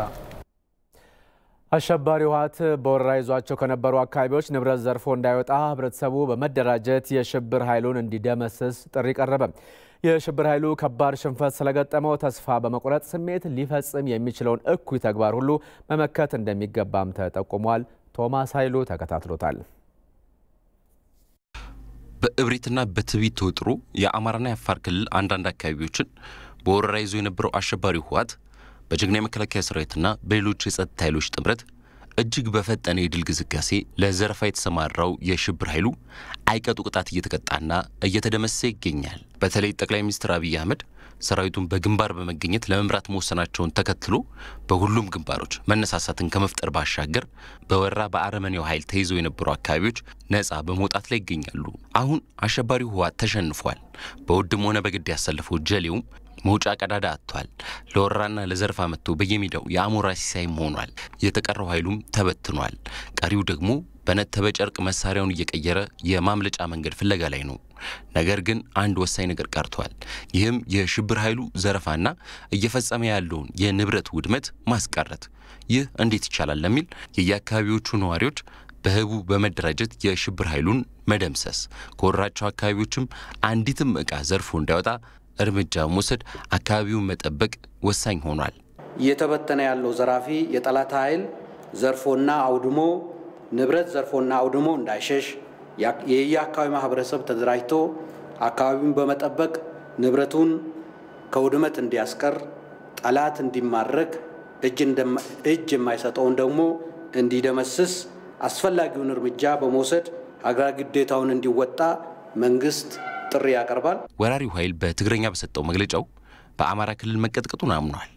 በመግለጫው የአማራ ህዝብ ወደ 4 ኪሎ ጉዞዬን አደናቀፈኝ ሲል መንጋውን ለማረጋጋትም ዘላብዷል። ያው የሽብር ኃይሉ እንደለመደው ሲደመሰስ ቅዠቱን ጀምሯል። ስለዚህም የስልትና የቦታ ለውጥ አድርጌያለሁ የሚለውን ተረተረትም ቀጥሎበታል። ጠቅላይ ሚኒስትሩ ከግንባር እንዳሉት በእውር ድንብር ገብቶ በእውር ድንብር መውጣት ለአረመኔው ህወሓት አሁን ላይ የማይታሰብም ሆኗል።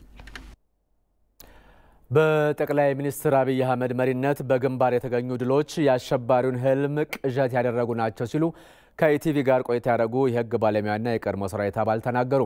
አሸባሪው ቡድን ዳግም ለኢትዮጵያ ጠንቅ እንዳይሆን ህብረተሰቡ ተደራጅቶ የማያዳግም እርምጃ ሊወስድበት ይገባልም ብለዋል። ሙሉ ግርማይ ከሳምንታቶች በፊት አሸባሪ ቡድን ወረራውን አጠናክሮ ሲገፋ የኢትዮጵያን ውድቀት የተመኙ ጠላቶችና ባንዳዎች ሁሉ ይበልጥ ባንድነት ቆመው ኢትዮጵያ ላይ ዘምተዋል። የኢትዮጵያን መገፋትና ጎንበስ ማለት ያዩ ሁሉ ምዕራባውያኑ ከነሚዲያዎቻቸው የውስጥ ባንዳዎች ሁሉ ሳይቀሩ የሂሳብ ስሌታቸውን ሰርተው አሸባሪውን ቡድን ደግፈው ቆመዋል። ዛሬ ላይ ግን በጠቅላይ ሚኒስትር አብይ አህመድ መሪነት ኢትዮጵያን ብለው በተነሱ ጀግኖች ድሉ ወደ ኢትዮጵያ ዞሯል። ከጨፍራ እስከ ጋሸና የተገኘው ድልም የአሸባሪውን ህልም ቅዠት ያደረገ ስለመሆኑ ከኢቲቪ ጋር ቆይታ ያደረጉት የህግ ባለሙያው አቶ ውብሸት ሙላትና የቀድሞ የሰራዊት አባል ኮሎኔል ጥላውን ማሞ ይናገራሉ። የነዚህ ቦታዎች መያዝ በአንድ በኩል ለወገን ኃይል ከፍተኛ የሞራል ስንቅ ነው የሚሆኑት። ሁለተኛ ለህዝቡም ለመታገልና በጠላት ላይ እርምጃ ለመውሰድ በጣም የሚያነሳሱ ነው የሚሆኑት። ሶስተኛና ዋናው ደግሞ በተለይ እስካሁን በርካታ የሎጂስቲክስም የሰው ኃይልም በማመላለስ ረገድ በብዛት ይጠቀምበት የነበረው ይሄንን የጋሸና መስመርን ስለሆነ ጀርባው ወይም ዋና አከርካሪው ተቆርጧል ማለት ይቻላል። ጠቅላይ ሚኒስትራችን በግንባር ከዘመቱበት ጊዜ ጀምሮ ሰራዊቱ ሞራሉ በጣም ጨምሯል። የውጊያ ፍላጎቱ የበለጠ ተነሳስቶ በአሁኑ ሰዓት በድል ላይ ድልን እየጨመረ ነው ያለው። በጋሸናና በጨፍራ ነፃ ወጥተዋል። ሌሎችም አካባቢዎች አሁን በተከታታይ እንደሚወጡ ነው ሙሉ እምነት ያለው። ያ ለሰራዊቱ ትልቅ ሞራል ነው። አሸባሪ ቡድን በሁሉም ግንባሮች የኢትዮጵያን የተባበረ ክንድ መቋቋም ተስኖት ወደ መቀሌ ያማተረ ነው። ከጉድጓዱ የራቀው አሸባሪ ቡድን ወደ ጉድጓድ ለመመለስ ወገቤን ያለ ይመስላል። ታዲያ ተስፋ የቆረጠው ቡድን ሲሸሽ ንብረት እንዳይወድም ዳግም ለኢትዮጵያም ጠንቅ እንዳይሆን ህብረተሰቡ ተደራጅቶ እርምጃ መውሰድ እንዳለበትም የህግ ባለሙያውና የቀድሞ የሰራዊት አባል ይገልጻሉ። እየተሸነፈና እየተመታ በሚሄድበት ጊዜ የተለያዩ ጉዳቶችን በማህበረሰቡ ላይ ሊያደርስ እንደሚችል ያው እስከዛሬ ባህሪያቶቹ በቂ ማሳያ ናቸው። ለዚህ ደግሞ በተለይ ጭና እና ቦዛ በጣም የታወቁ ማሳያዎቹ ናቸው። እንትና ጋሊኮማም እንደዛው እና ከዚህ አንፃር ህብረተሰቡ ራሱን እያደራጀ ይሄንን እየዋጀጀ ወደ ኋላ የሚመለስ እየተቀበዘበዘ የሚሄድ ወራሪ ቡድን በተቻለው መጠን ባገኘበት ማስቀረት መቻል አለበት። ከውጊያ ቦታ ላይ ለቆ ወደ ኋላ ሲሄድ እንደገና ተደራጅቶ ጥቃት እንዳያደርስ እንዳያንሰራራ ወደፊትም የሀገር ጠንቅ እንዳይሆን ይሄንን አንድ ተከታትሎ መምታት ያስፈልጋል። ሁለተኛ በአካባቢው የሚገኘው ህብረተሰብ ራሱን በማደራጀት የተበተነውን ጠላት መሳሪያውን ነጥቆ ራሱን ማስታጠቅና ራሱን መከላከል አለበት። አሸባሪ ቡድን ከአእምሮ በላይ ዘግናኝ የሆኑ አረመናዊ ባህሪውን በንጹሃን ኢትዮጵያ ላይ ያሳርፈዋል። ወራሪው ዳግም እንዳያንሰራራ ሆኖ አከርካሪው መመታትና ታሪክ እንዲሆን ማድረግ እንደሚገባም የህግ ባለሙያ አቶ ውብሸት ሙላትና የቀድሞ መከላከያ ሰራዊት አባል ኮሎኔል ጥላሁን ማሞ አንስተዋል። በኤድና ሞል አቶ ተክለ ብርሃን አምባዬ ቢሮ ውስጥ የጦር መሳሪያዎችና ከቤተ መንግስት የጠፉ ቅርሶች ተያዙ።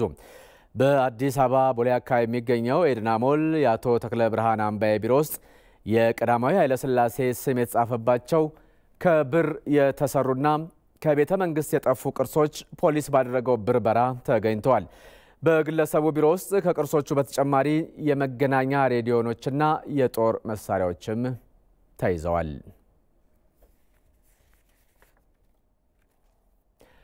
ለተወሰነ ጊዜ የሁለተኛ ደረጃ ትምህርት ቤቶች ተዘግተው የዘማቾች ሰብል እንዲሰበሰብ የትምህርት ሚኒስቴር መወሰኑን ሚኒስትሩ ፕሮፌሰር ብርሃኑ ነጋ አስታወቁ። ሀገርን በጋራ የማቆም ኃላፊነት የሁሉም ዜጋ በመሆኑ የትምህርት ዘርፉ ማህበረሰብ ዘመቻውን ማገዝ እንዳለበት በማሰብ ነው ውሳኔው የተወሰነው። በተሰጠው ጋዜጣዊ መግለጫም ውሳኔው በሁሉም ክልሎች ትምህርት ቢሮዎች የሚተገበር ይሆናል። ንብረት የተሆነ ተከታትሎታል። የትምህርት ማህበረሰቡ ለህልውና ዘመቻው ደጀን እንዲሆን በመላ ሀገሪቱ የሁለተኛ ደረጃ ትምህርት ቤት መምህራንና ተማሪዎች መደበኛ የመማር ማስተማር ስራቸውን በማቆም በሌሎች የልማት ስራዎች ላይ እንዲሳተፉ መወሰኑን ትምህርት ሚኒስቴር አስታውቋል። ውሳኔውን አስመልክተው መግለጫ የሰጡት የትምህርት ሚኒስትሩ ፕሮፌሰር ብርሃኑ ነጋ የሁሉም ክልል ትምህርት ቢሮዎች ውሳኔ በመሆኑ መምህራንና ተማሪዎች የዘማች ሰብል ከመሰብሰብ ጀምሮ ያሉ ስራዎችን ይሰራሉ ብለዋል። የሁለተኛ ደረጃ ትምህርት ቤት ተማሪዎች፣ መምህራንና ሰራተኞች ከህዳር 27 እስከ ታህሳስ 3 ቀን ድረስ ባለው አንድ ሳምንት መደበኛውን የትምህርት ፕሮግራም አቁመው ከአስተባባሪዎች የክልል ትምህርት ቢሮና ትምህርት ቤቶች ጋር በመመካከር ለዚህ ሀገራዊ ትግል እንደ አካባቢው ተጨባጭ ሁኔታ አስተዋጽኦ እንዲያደርጉ ይህን ሲያደርጉ በዋናነት ቅድሚያ የሚሰጠው ያልተሰበሰቡ የዘማች ሰብሎች መሰብሰብና ቤተሰቦቻቸውን መርዳት ይሆናል። በአንድ ሳምንት ውስጥ ይሰራሉ ተብለው ከተቀመጡ ስራዎች ውስጥም እነዚህም መካተታቸውን ሚኒስትሩ ተናግረዋል። ያንዳንዱ በሚችለው መንገድ ሁሉ ማለትም ገንዘብ በማዋጣት ደም በመለገስ ስንቅ በማዘጋጀት ወዘተ እንዲሳተፉ ሰብል የሚሰበሰብባቸው ቦታዎች አሉ። በዛ ላይ ሰብል የሚሰበሰብባቸው ቦታዎች አሉ። ተማሪዎች በዛ ላይ ይሳተፋሉ። ሰብል ማይሰበሰብባቸው ቦታዎች አሉ። የተለያየ አገራዊ ጥቅም ያላቸው ስራዎች ውስጥ እንደየክልሉና እንደየ ትምህርት ቤቶች እንዳሉበት ሁኔታ ስፔሲፊክ የሆኑ ስራዎች እንዲሰሩ ነው። ይሄንን ደግሞ ፕሮግራም የሚያደርጉት የክልል ቢሮዎችና እያንዳንዱ ትምህርት ቤት በራሱ። በመግለጫው ላይ የተገኙት የአዲስ አበባና የኦሮሚያ ክልል ትምህርት ቢሮ ኃላፊዎችም ውሳኔው ተማሪዎችና መምህራን ለሀገራቸው የበኩላቸውን እንዲወጡ የሚያስችላቸው መሆኑንም ተናግረዋል። ከኢትዮጵያ ፖፑሌሽን 1/4 ህዝብ ትምህርት ሴክተር ውስጥ ነው ያለው። ስለዚህ የመጀመሪያ መሆን ያለበት የዚህን ጦርነት ሁኔታ ተገንዝበን ተማሪዎች፣ መምህራን፣ አጠቃላይ በትምህርት ሴክተሩ ያለው ሰው ይህንን ጉዳይ ተረድቶ የራሱን አስተዋጽኦ እንዲያደርግ ነው። ይሄን ለመመከት የሚል ነው ከስምምነት የተደረሰው። በተነደፉ ፕሮግራሞች ውስጥ እንደ ከተማው ተጨባጭ ሁኔታ አርሶ አደር ባሉበት አካባቢ አርሶ አደር ሰብል የመሰብሰብ፣ የደም ልገሳ፣ አጠቃላይ የብሔራዊ ጀግንነትና የብሔራዊ ክብርን ከፍ ሊያደርጉ የሚችሉ ፕሮግራሞች በየትምህርት ቤቱ በግል በመንግስት በቀን በማታ አጠቃላይ ትምህርት ማህበረሰቡ አስተዋጽኦ ሊያደርግባቸው የሚገባ ፕሮግራሞች ተነድፈዋል። የትምህርት ሚኒስትሩ ፕሮፌሰር ብርሃኑ ነጋም የመምህራንና ተማሪዎች በሰብል ስብሰባ ስራ መሳተፋቸው የኢኮኖሚ እንቅስቃሴው እንዳይዳከም ያግዛሉ ብለዋል። በአገር ደረጃ አስፈላጊ ሆኖ ሰብልን መሰብሰብ እና ለሚቀጥሉት ጊዜያት ያለውን ከዚህም በኋላ አገራችንን ቢልድ ለማድረግ በመናረገው ሂደት የምርትና የኢኮኖሚ እንቅስቃሴያችን እንዳይዳከም ማገዝ። ሁለተኛ ይህን በማድረግ እያንዳንዱ ኢትዮጵያዊ ወጣቶችን ጨምሮ በትምህርት ላይ ያሉ ወጣቶችን ጨምሮ ከያንዳንዱ የኢትዮጵያ ህዝብ በሚሰበሰብ ታክስ በሚሰበሰብ ግብር የሚማሩ ኢትዮጵያውያን ይሄን ለሚያረግላቸው ማህበረሰብ ያላቸውን ኃላፊነት ይሄንን ጦርነት ለማሸነፍ በሚደረገው ትግል ውስጥ ቀጥታም ሆነ ቀጥተኛ ያልሆነ አስተዋጽኦ እንዲያደርጉ ማድረግ። የትምህርት ሚኒስትሩ ፕሮፌሰር ብርሃኑ ነጋ የትምህርት ስርዓቱ ሁሉም ዜጋ እኩል ሀገራዊ ስሜት እንዲኖረው ሆኖ እንደሚቀጥል ጠቅሰው እንዲህ ያለው ሀገራዊ ተሳትፎ ያንን ስሜት ይፈጥራል ብለዋል። በሳምንት ውስጥ የሚቋረጠው የትምህርት ጊዜ በቀጣይ በልዩ ሁኔታ ይካከሳል ተብለዋል። በሌላ በኩል የአሸባሪ ህወሓት ቡድን ወረራ በፈጸመባቸው በ5 የአማራ ዞኖች ውስጥ ከ1600 በላይ ትምህርት ቤቶች ላይ የተለያየ መጠን ያለው ውድመት መድረሱና 300 ትምህርት ቤቶች ደግሞ ሙሉ በሙሉ መውደማቸውን የትምህርት ሚኒስትር ዴኤታው ዶክተር ሳሙኤል ክፍሌ ገልጸዋል። የዋግ ልዩ ዞን፣ ሰሜን ወሎ፣ ደቡብ ወሎ፣ የኦሮሞ ብሔረሰብ በአማራ ክልል ያሉት አካባቢ ላይ ወደ 1600 ተቋማት ችግር ውስጥ እንደገቡ እናውቃለን። ከነኛ ውስጥ 300 ተቋማት በላይ ሙሉ ለሙሉ ውድመት የደረሰባቸው ናቸው። ከትግራይ ክልል ውጪ ድጋሚ ከ1.2 ሚሊዮን በላይ ተማሪዎች ከትምህርታቸው ተስተጓጉሏል። ከነኚህ ጋር የሚያያዙ ወደ 40 ሺህ የሚደርሱ መምህራን ከትምህርት ስራ ውጪ ሆኗል። ይሄ እንግዲህ በነበሩት ተጨማሪ ጊዜያት ሳምንታት ተጨማሪ ጉዳቶች እንደደረሱ እናውቃለን። እነኛን መረጃዎቹን ወቅታዊ ማድረግና ቁጥሮቹን የማስተካከል ስራ ይጠብቀናል። በ15 ከፍተኛ የትምህርት ተቋማት ላይ በጦርነቱ ምክንያት ከፍተኛ ጉዳት መድረሱንም ነው ሚኒስትር ዴኤታው ያብራሩት። ትግራይ ክልልን ጨምረን 7 ዩኒቨርሲቲዎች ከ7 ዩኒቨርሲቲዎች 15 ካምፓስ በሙሉ ወር በከፊል የተጎዱ ናቸው። ትግራይ ያሉ 4 ዩኒቨርሲቲዎች፣ ከትግራይ ክልል ውጭ ያሉት 3 ዩኒቨርሲቲዎች የወልዲያ ወሎና የመቅደላ አምባ ዩኒቨርሲቲዎች፣ መቅደላ አምባ 1 ካምፓስ፣ ሌሎቹ ጋር 14 ካምፓሶች በከፊል ወር በሙሉ ለሙሉ ችግር ደርሶባቸዋል። በዚህ ውጊያ ምክንያት በተለቅ እነኚህ እንግዲህ ጉዳቱ ምን ያክል ነው የሚል አሁን ጥናት እያካሄድን ያለነው ጠቋሚ መረጃዎች አሉ። በቢሊዮኖች አትናል። በአጭር ጊዜ ውስጥ ትምህርትን ለማስጀመር እቅድ ያስፈልገናል። ይሄ ግን ሙሉ ለሙሉ ጉዳቱን ለማካካስ በርካታ ዓመታት የሚጠይቀን ነው። ጉዳት ከደረሰባቸው ከፍተኛ የትምህርት ተቋማት ውስጥ የወሎና የወልዲያ ዩኒቨርሲቲዎች የደረሰባቸው ጉዳት ከፍተኛ በመሆኑ ተማሪዎቻቸውን ወደ ሌሎች ተቋማት ለማዛወር የተሰራ መሆኑን ነው የትምህርት ሚኒስትር ዴኤታው ዶክተር ሳሙኤል ክፍሌ የተናገሩት። ትግራይ ክልል ባሉ ዩኒቨርሲቲ ሲማሩ የነበሩ ተማሪዎቻችንን እና ወልዲያ ዩኒቨርሲቲ የነበሩትን ተማሪዎች ወደ ሌሎች ዩኒቨርሲቲዎች በጊዜያዊነት ምደባ ሰጥተናል። ቀጥለን የወሎ ዩኒቨርሲቲ መረጃ የማጥራት ስራ እየሰራን ነው። በቅርቡ እነዚህንም በጊዜያዊነት የምንመድብ ይሆናል። አሁን ባሉበት ሁኔታ የወልዲያም የወሎም ዩኒቨርሲቲ ትምህርት ለመጀመር በብዙ ይቸገራሉ። ይሄ በተለያየ ጊዜ የመጡ ከዚያ አካባቢ ተፈናቅለው የመጡ ዜጎች በሰጡን መረጃ ውጊያውን ብናጠናቅቅም ትምህርት ተቋማቱን ስራ ለማስጀመር ጊዜ ስለሚፈልግ ተማሪዎችን በጊዜያዊነት የምናቆይባቸው ቦታዎች ያስፈልጉናል። በአጭር ጊዜ ውጊያው ሲጠናቀቅ በእነኚህ ተቋማት ላይ የምንሰራቸው ስራዎችን በዝርዝር ለህዝብም እያሳወቅን ሁሉም ባለድርሻ አካላት ተሳትፈውበት የትምህርት ተቋማትን እና ትምህርትን ወደ ቦታው ለመመለስ በትኩረት የምንሰራ ይሆናል። የአስቸኳይ ጊዜ አዋጅ እዝ ያወጣቸውን መመሪያዎችን በመጣስ አፍራሽ አጀንዳ ይዘው የሚንቀሳቀሱት ላይ እርምጃ እንደሚወሰድ የፍትህ ሚኒስትሩ ዶክተር ጌዲዮን ጢሞቴዎስ ተናገሩ። ሚኒስትሩ ከኢቲቪ ቀይ መስመር ዝግጅት ጋር በነበራቸው ቆይታ በአስቸኳይ ጊዜ አዋጁ የአሸባሪ ቡድኑ ኔትወርክ መበጣጠስ ተችሏልም ብሏል። በህዝቡ ንቁ ተሳትፎ ይነዛ የነበረውን ፕሮፓጋንዳና ሊፈጠር የታሰበውን ስጋት ማክሸፍ እንደተቻለም ነው የተናገሩት። የአስቸኳይ ጊዜ አዋጅ እዝ ያወጣቸውን መመሪያዎችን ከማክበር አንጻር ክፍተቶች እየታረሙ መሆኑን ገልጸው አንዳንዶች አሁንም ሆን ብለው እየጣሱ በመሆኑ እርምጃ ይወሰዳል ብለዋል።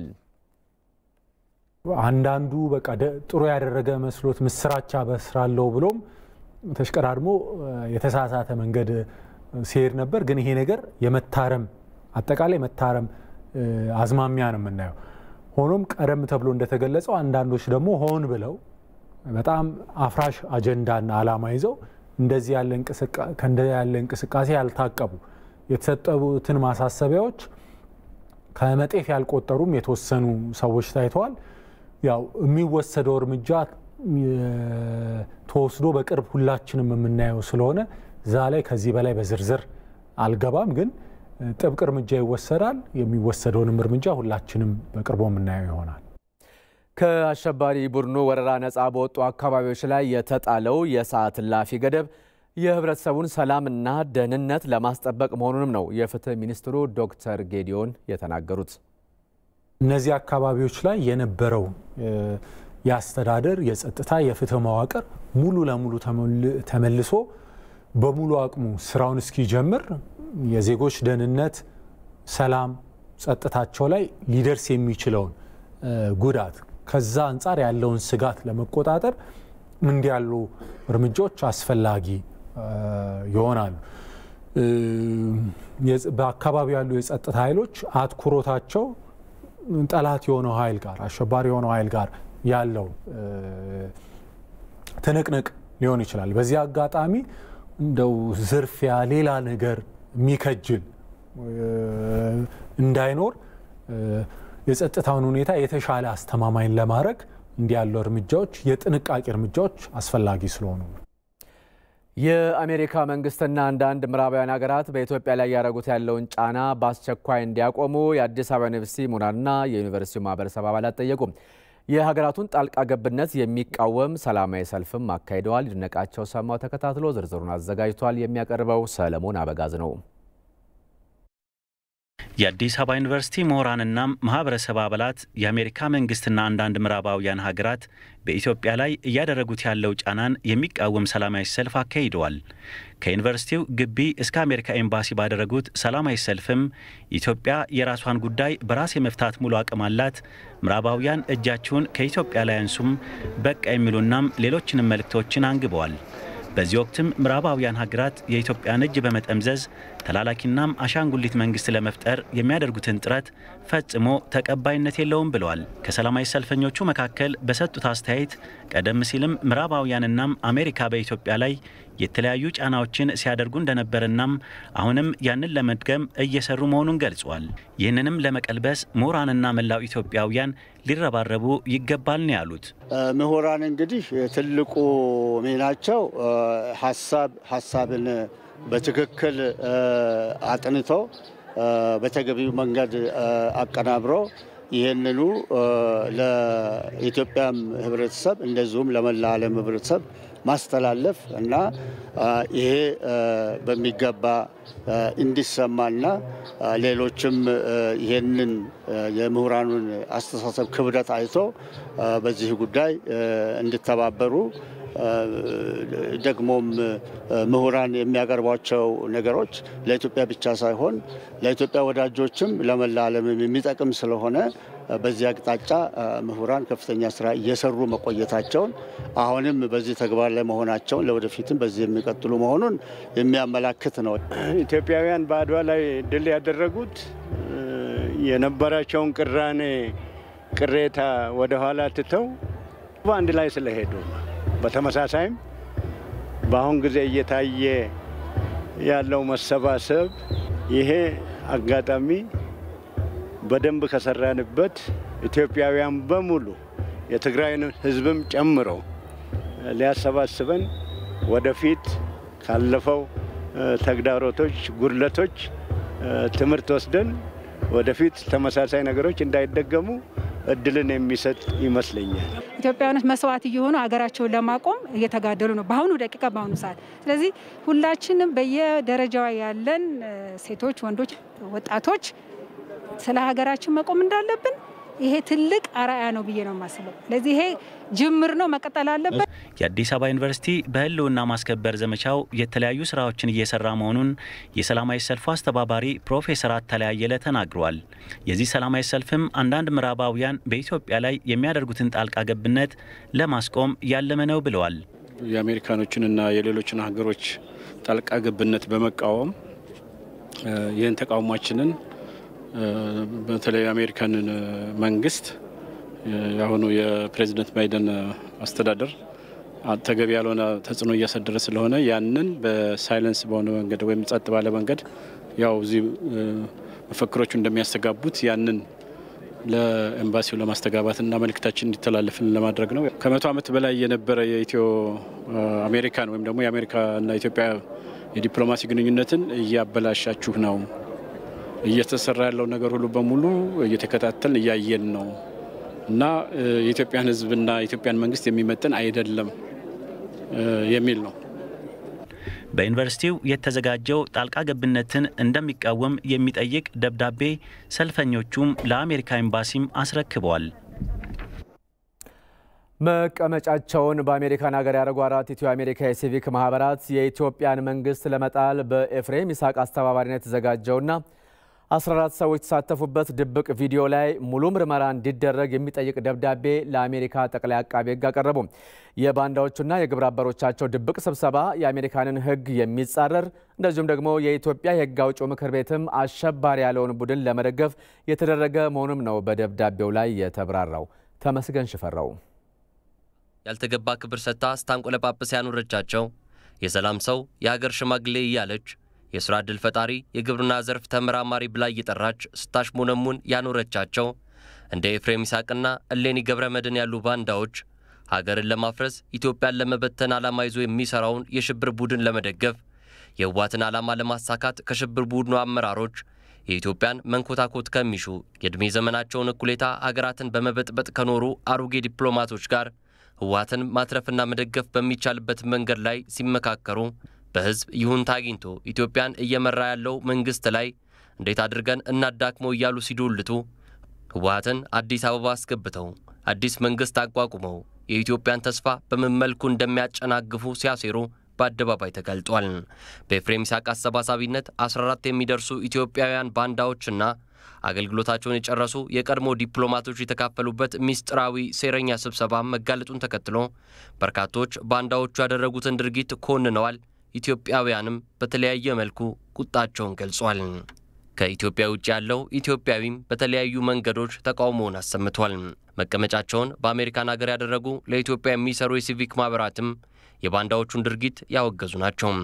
4 መቀመጫቸው በአሜሪካን ሀገር የሆነ ኢትዮ አሜሪካ የሲቪክ ማህበራት ማለትም ግሎባል ኢትዮጵያን አሜሪካን አድቮኬሲ፣ ወርልድ ዋይድ ኢትዮጵያን አክሽን ፈንድ፣ ኢትዮጵያን አሜሪካን ዲቨሎፕመንት ካውንስል፣ ዩኒቲ ፎር ሂውማን ራይትስ ኤንድ ዲሞክራሲ የተሰኙ ማህበራት የባንዳዎቹ ስራ በምርጫ የተመረጠን ህዝባዊ መንግስት ለማዳከምና ለመጣል ያሴረ በመሆኑ ይህ ደግሞ በአሜሪካ ህግ መሰረት ወንጀል መሆኑን ጠቅሰው የአሜሪካ ጠቅላይ አቃቤ ሕግ ተጨማሪ ምርመራና ማጣራት እንዲያደርግ ለአሜሪካ ጠቅላይ አቃቤ ሕግ ሜሪክ ጋርላንድ በማስረጃ የተሞላ ባንዳዎቹና ግብረ አበሮቻቸው በህግ ተጠያቂ እንዲሆኑ የሚጠይቅ ግልጽ ደብዳቤ አስገብቷል። በድብቅ ያደረጉትን የውይይት ጭብጥ ጠቅሶ ጉዳዩ በደንብ እንዲመረመር የጠየቀው ደብዳቤው ሚስጥራዊ ውይይቱ የህወሓት ከፍተኛ ባለስልጣን የሆነው ብርሃነ ገብረ ክርስቶስ መንገድ አመላካችነት የኢትዮጵያ ፓርላማ አሸባሪ ያለውን ቡድን ለመርዳት የተደረገ እንደሆነ ያትታል። የሽብር ቡድኑ ህወሓት የፌዴራል መንግስቱን አስገድዶ ወደ ጦርነት እንዳስገባው የሚያብራራው ደብዳቤው ህወሓት ያደረሳቸውን ዘግናኝ የዘር ጭፍጨፋና በደሎች ከቪዲዮ ማስፈንጠሪያዎች ጋር አብሮ በማሳያነት አቅርቧል። ከኢትዮጵያውያኑ ባንዳዎች ውጪ የቀድሞ በኢትዮጵያ አሜሪካ አምባሳደሮች የነበሩ የሚስጥራዊ ሴራ ተካፋዮች የሆኑ ግለሰቦች ላይም ምርመራ እንዲደረግ የሚጠይቅ ነው ደብዳቤው። እነዚህ 4 የሲቪክ ማህበራት በአባላቶቻቸውና በደጋፊዎቻቸው ስም ያስገቡት ደብዳቤ የውይይቱ አንድምታ ጥልቅ ፍቺን የያዘ የአሜሪካን ህግ የሚጻረር በምርጫ ያሸነፈ መንግስት ለመጣል የተደረገ እንደሆነ በዋናነትም በኢትዮጵያ የህዝብ ተወካዮች ምክር ቤት አሸባሪ የተባለ ቡድንን ለመርዳት ያለመ በመሆኑ ይህ እንደ መነሻ ታይቶ ሌሎች ያልተገኙ መረጃዎች ያልታዩ ሴራዎች ሊኖሩ እንደሚችሉ ታሳቢ ተደርጎ ሙሉ ምርመራ እንዲደረግ የሚጠይቅ ነው።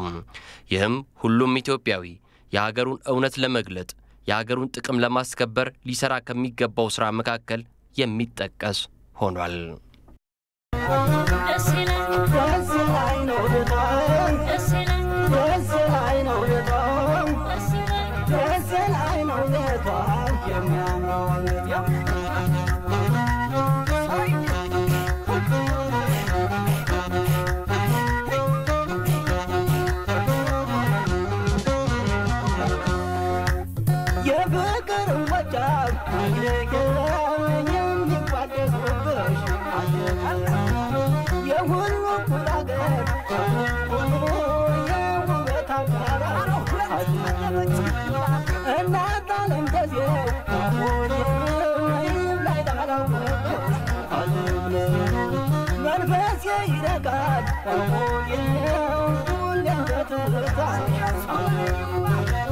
ባቲና ኮምቦልቻ ከሚሴና ሀሩ የናሸት ያገር የናይሰገቡ ጃማና ደጎኖ ወረይሩ ቃልን የጠጁ የቶማው አይጠፋም ከልብ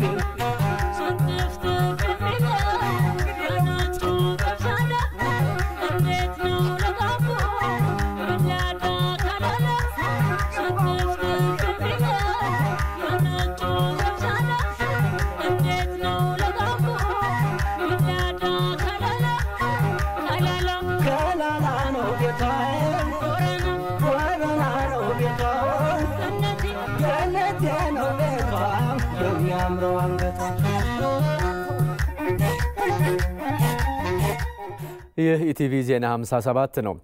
አሜሪካ የተከተለች የምትገኘው ኢትዮጵያን በማዳከም አፍሪካን የመቆጣጠር የዘመናዊ ቅኝ ግዛት ፖሊሲ ተቀባይነት የሌለው ነው ሲሉ የአፍሪካ የፖለቲካና ኢኮኖሚ ጉዳዮች ተንታኙ ላውረንስ ፍሪማን ገለጹ። በዲሞክራሲ ስም ምዕራባውያን የሚጭኑት ኢፍትሐዊነትና ሉዓላዊነትን የመጋፋት አካሄድ በቃ ሊባል ይገባዋልም ብለዋል። የተከታተለችው ፋሲካ አያሌው።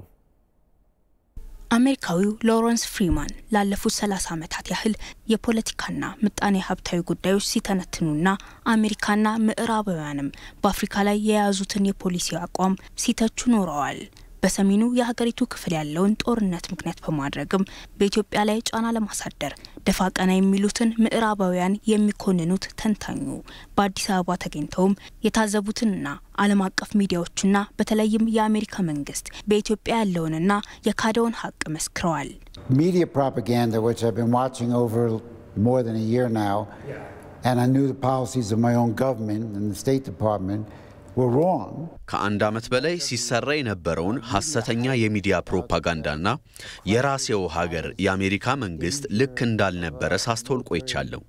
በአዲስ አበባ የሽብር ጥቃት ሊፈጸም ይችላል የሚል ከተማዋንም ከአፍጋኒስታን ጋር በማመሳሰል ጭምር ሽብር ለመንዛት ብዙ ተሰርቷል።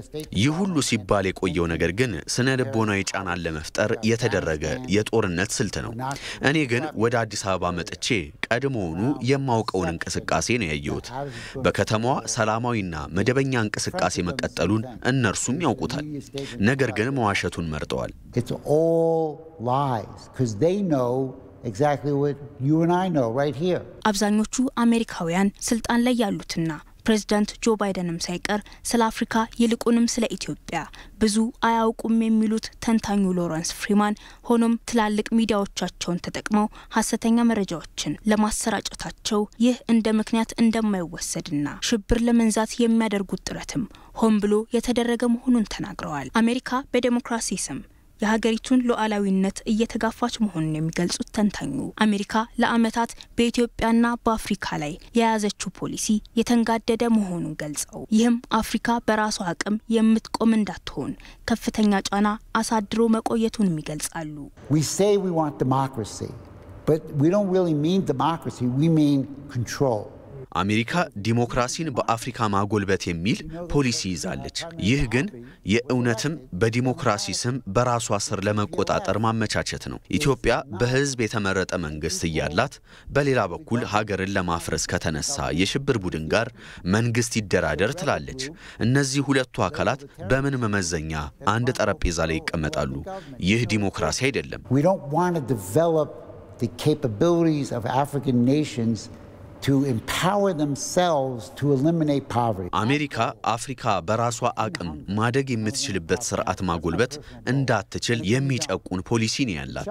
ኢትዮጵያ በራስ አቅም የምትገነባው የህዳሴ ግድብ ግንባታ ሂደት ላይ አሜሪካ ምን አይነት ጫና ስታሳድር እንደነበር አይተናል።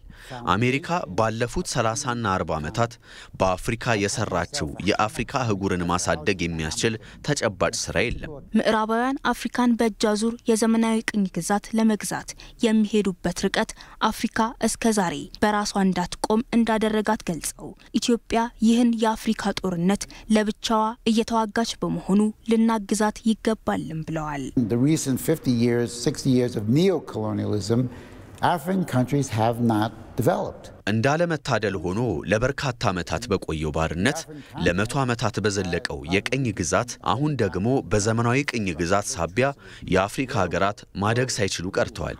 አሜሪካ ለተቀረው ዓለም መጨነቅ አቁማለች። በተመሳሳይ በርካታ የምዕራባውያን ሀገራት እኛ ሀያላን ሆነን እንድንቀጥል የሌሎች አቅም ማደግ የለበትም የሚል አቋም አላቸው። ይህ ደግሞ በተጨባጭ ተጽዕኖ በአፍሪካ ላይ እየታየ ነው። ኢትዮጵያም አልቀበልም ያለችው ይህንን ነው። በራሳችን እንቁም ያሉ እንደ ሊቢያ ያሉ ሀገራት ምን እንዳደረገቻቸው አይተናል። ጥያቄው በኢትዮጵያም ተመሳሳይ ነገር እንዲያደርጉ እንፈቅዳለን ወይ ነው። Look what they've done to the Sahel since then. Are we going to allow to do that in Ethiopia and the Horn of Africa? አሜሪካ የሀገራትን ሉዓላዊ ነጻነትና የማደግ መብት የሚያከብር ፖሊሲ እንዲኖራትና በተለያዩ መንገዶች እጅ ለመጠምዘዝ የምታደርገውንም ጥረት እንድታቆም እንደሚሞግቱም የአፍሪካ የፖለቲካና የምጣኔ ሀብታዊ ጉዳዮች ተንታኝ ሎረንስ ፍሪማን ከኢቲቪ ጋር በነበራቸው ቆይታ ተናግረዋል። የአሜሪካ የእጅ አዙር ጦርነትን አሸንፈው ከጥምዘዛ መውጣት ከቻሉ ሀገራት መካከል ኢትዮጵያ አንዷ እንደምትሆን ማሳያ የሆኑ ድሎች መነሻቸው የህዝቡ መግባባትና የመሪዋ ቁርጠኝነት ነው ሲሉ አምባሳደር ሌንጮ ባቲ ገለጹ። አምባሳደር ሌንጮ የጠቅላይ ሚኒስትሩ የውጭ ጉዳዮች ፖሊሲ አማካሪ ሆነው በሰሩባቸው ዓመታት ከአሜሪካ ለቀረቡ ሀሳቦች በተሰጡ ምላሾች ውስጥ የተገኙ የብሔራዊ ኩራትና መተማመን ስሜቶች የግንኙነቱን መልክ ቀይረውታል ባይ ናቸው። መቅደስ ጥላሁን በአሜሪካ ዘዋሪነት በሚንቀሳቀሰው አብዛኛው የምዕራቡ ዓለም በኢትዮጵያ ላይ ያለው አቋም በተለይም ከቅርብ ጊዜ ወዲህ መቀየርን አሳይቷል። ከመቶ ዓመታት በላይ እንዳስቆጠረ በሚነገርለት የአሜሪካና የኢትዮጵያ ዲፕሎማሲያዊ ግንኙነት በእነዚህ ዓመታት በከፍታም በዝቅታም የሚነሱ ጊዜያት አልፏል። ዛሬስ የአሜሪካ አቋም በኢትዮጵያ ላይ ለምን ተቀየረ ለሚለው በሳውዲ አረቢያ የኢትዮጵያ አምባሳደር የሆኑት አምባሳደር ሌንጮ ባቲ በጠቅላይ ሚኒስትር ቢሮ የጠቅላይ ሚኒስትሩ የውጭ ጉዳይ ፖሊሲ አማካሪ ሆነው በሰሩባቸው ዓመታት አስተውየዋለው ያላቸውን ነጥቦች አንስተዋል። ጠቅላይ ሚኒስትር አብይ አህመድ ወደ ስልጣን ከመጡ በኋላ የተከሰቱ ሁነቶችን ተከትሎ ከአሜሪካ ለቀረቡ ሀሳቦች የተሰጡ ምላሾች ውስጥ የተገኘው ብሔራዊ ኩራትና መተማመን የግንኙነቱን መልክ ስለመቀየሩ ገልጸዋል። የኛ የኢትዮጵያን ኤርላይንስ ቢሾፍቱ ላይ በተከሰከሰበት ጊዜ ትራምፕ ደወለ። ብላክ ቦክሱ ላክ ነው ለዶክተር አብይ እና ዶክተር አብይ ምሳቅ ነው መጀመሪያ መልሱ ሳቅ ነው እና ብላክ ቦክሱን ዶክተር አብይ ወደ አሜሪካ ላከም ወደ ፈረንሳይ ነው የላከው። እዛ ቢላክ ኖሮ ማን ያውቃል እንትኑን ስተቱን እኛ ፓይለት ላይ ሊያላክኩ ይችሉ ነበር። እና ብዙ ጊዜ ነው ደውሏል ትራምፕ እና እኔ ለእናንተ ለኢትዮጵያ አስቤ ነው እና በሚሳኤል በአውሮፕላን በተለያየ መንገድ ሊመቷችሁ ነው ያንን ለማስቀረት ነው የምደውለው አለ እና ዶክተር አብይ የሰጠው መልስ ከማን ሀገር መሪ ጋር እየተነጋገርክ እንደሆነ ታውቃለህ ወይ ነው ያለው። ከኢትዮጵያ መሪ ጋር እኮ ነው እየተነጋገርከው ያሉት ይምቱና እንታያያለን ነው ያለው ማለት ነው። ይሄ እነሱ ሰምተውት የማያውቁት ብሔራዊ ኩራትና በራስ መተማመን ነው። ይሄን ማዋጥ አልቻሉም። በሌላ በኩል ኢትዮጵያ ከኤርትራ ጋር ያደረገችው እርቅና ይህን በቀጠናው ሊያመጣው ይችላል ብለው ያሰቡትን ሰላምም ሌላው እንቅልፍ የነሳቸው ጉዳይ ነው ብለዋል። ከኤርትራ ጋር ያደረጉን እርቅ አልፈለጉትም እና አልፈለጉትም። ኤርትራን ለ30 ዓመት ነክሰው ይዘዋታል በተለያዩ ጉዳይ። እንደገና ደግሞ ከሶማሊያ ጋር ያለን ግንኙነት ከፈርማጆ ጋር ያለን ግንኙነትና በሪጂናል ኢንቴግሬሽን ማመናችን ሪጂናል ኢንቴግሬሽኑ እነዚህን ሀገሮች ኤርትራንም ኢትዮጵያንም ጅቡቲንም ሶማሊያንም የሚያዋጣ ነው። በእነዚህና መሰል ማሳያዎች ለግል ጥቅማቸው ሊያፈርሷት የቋመጧትን ሀገር ለማዳን የህዝብ መግባባትና የመሪ ቁርጠኝነት በእጅጉ ያስፈልጋል ብለዋል አምባሳደሩ። አንድ ሀገር በጣም ውጤታማ የሚሆነው ሰክሰስፉል የሚሆነው ህዝቡ ሲግባባ ነው። ናሽናል ኮሄዥን የተግባባ የተስማማ ህዝብ ሲኖረን፣ ሁለተኛ እድገት በእድገት የሚያምን አገሪቱን ለማሳደግ የሚፈልግ መሪ ከህዝብ ጋርም የተዳመረ ከህዝብ ጋር የተሰላሰለ ኢምቤድድ የሆነ የሚደጋገፍ ለእድገት አብሮ የሚቆም መንግስትና ህዝብ ያስፈልጋል ማለት ነው።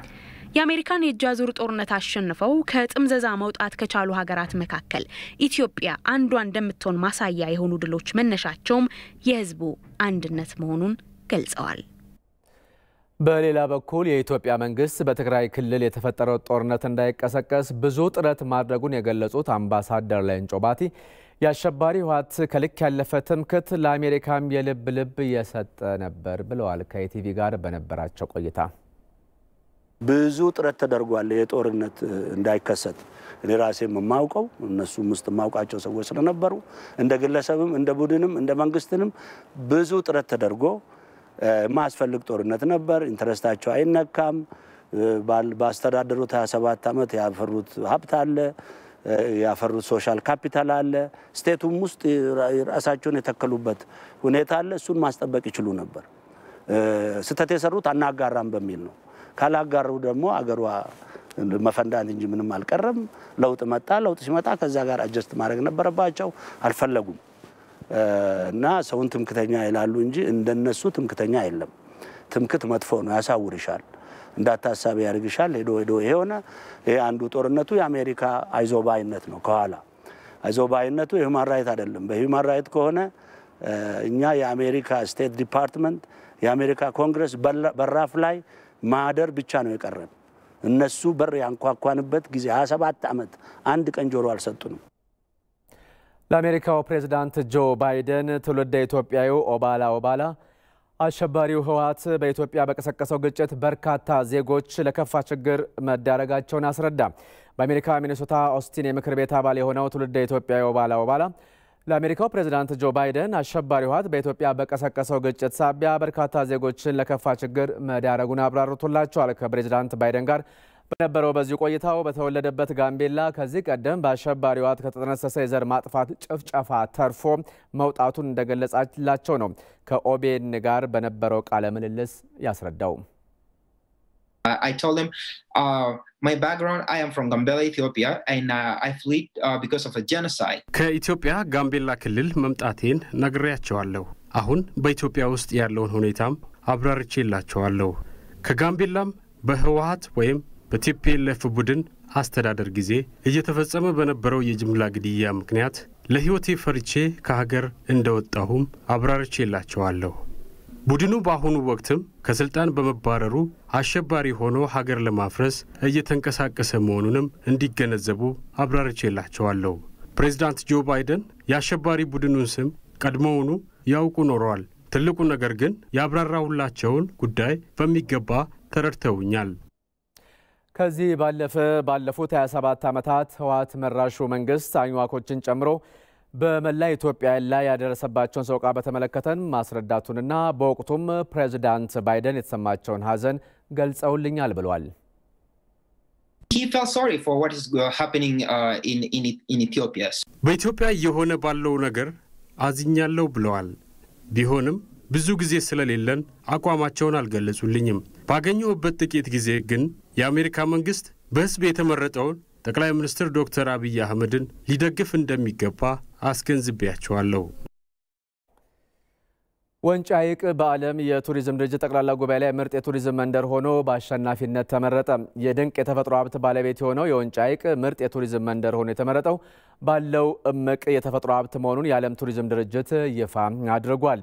የተባበሩት መንግስታት የዓለም ቱሪዝም ድርጅት 24ኛ ጠቅላላ ጉባኤውን በስፔን መዲና ማድሪድ በማካሄድ ላይ ነው የሚገኘው። ኢትዮጵያን ጨምሮ በመድረኩ ከ159 አባል ሀገራት የተውጣጡ ልኡካን ተሳትፎም በማድረግ ላይ ናቸው። በማድሪድ የኢትዮጵያ ልኡካን ቡድን በቱሪዝም ሚኒስትር ዴኤታዋ ሰላማዊት ዳዊት የተመራ ሲሆን የኦሮሚያ ቱሪዝም ኮሚሽን ኮሚሽነር ለሊሴ ዱጋንም በአባልነት ይዟል። ሚኒስትር ዴኤታዋ ሰላማዊት ወንጪ ሐይቅ በዓለም የቱሪዝም ድርጅት ጠቅላላ ጉባኤ ላይ ምርጥ የቱሪዝም መንደር ሆኖ መመረጡ የተዳከመውን የቱሪዝም ሴክተር ያነቃቃዋል ብለዋል።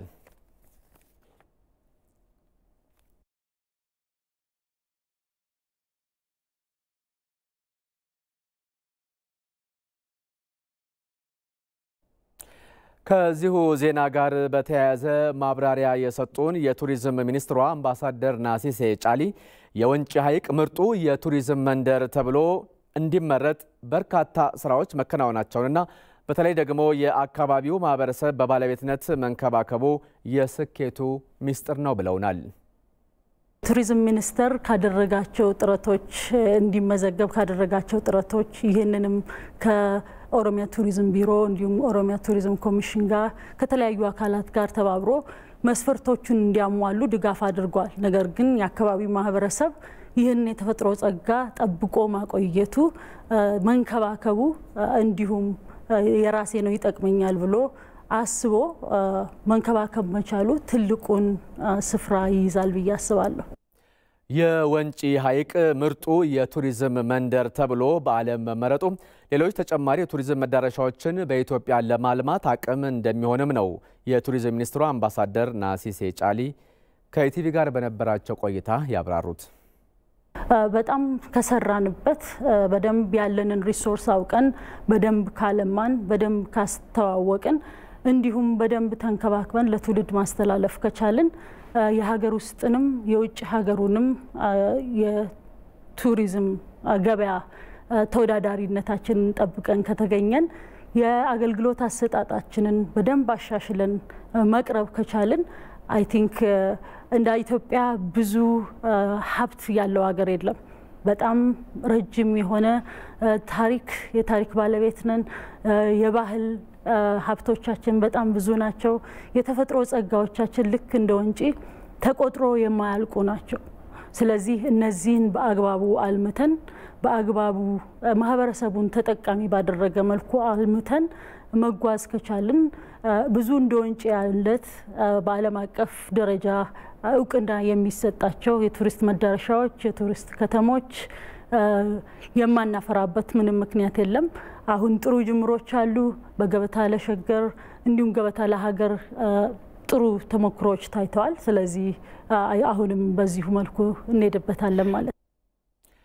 ምዕራባውያን በኢትዮጵያ ላይ የሚያደርሱትን የኢኮኖሚ ጫና ለመመከት የልማት ዘርፉ ላይ ትኩረት አድርጎ እየሰራ መሆኑን ግብርና ሚኒስቴር አስታወቀ።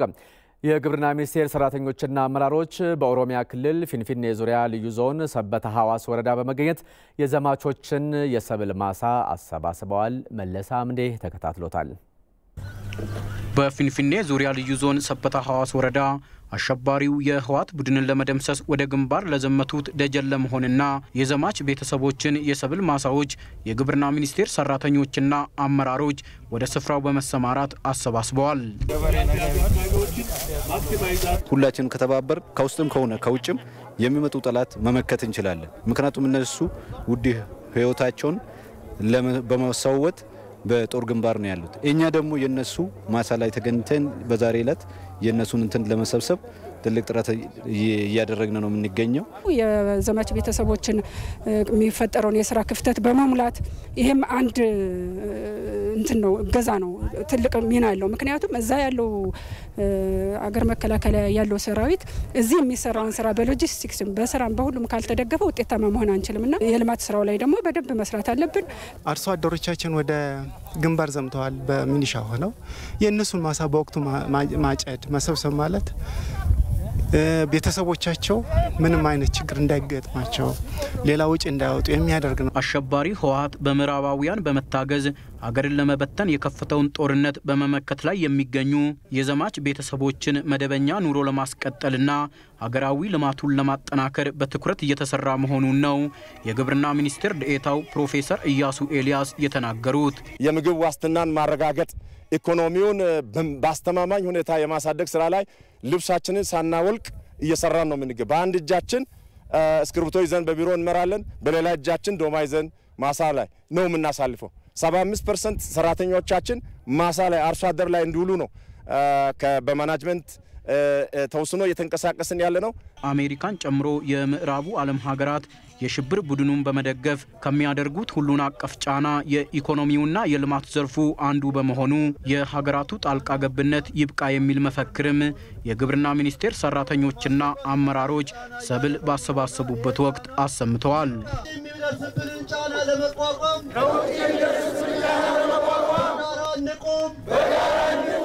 በግብርናው መስክ እንግዲህ ሉዓላዊነታችንን እናስከብራለን ብለን ነው።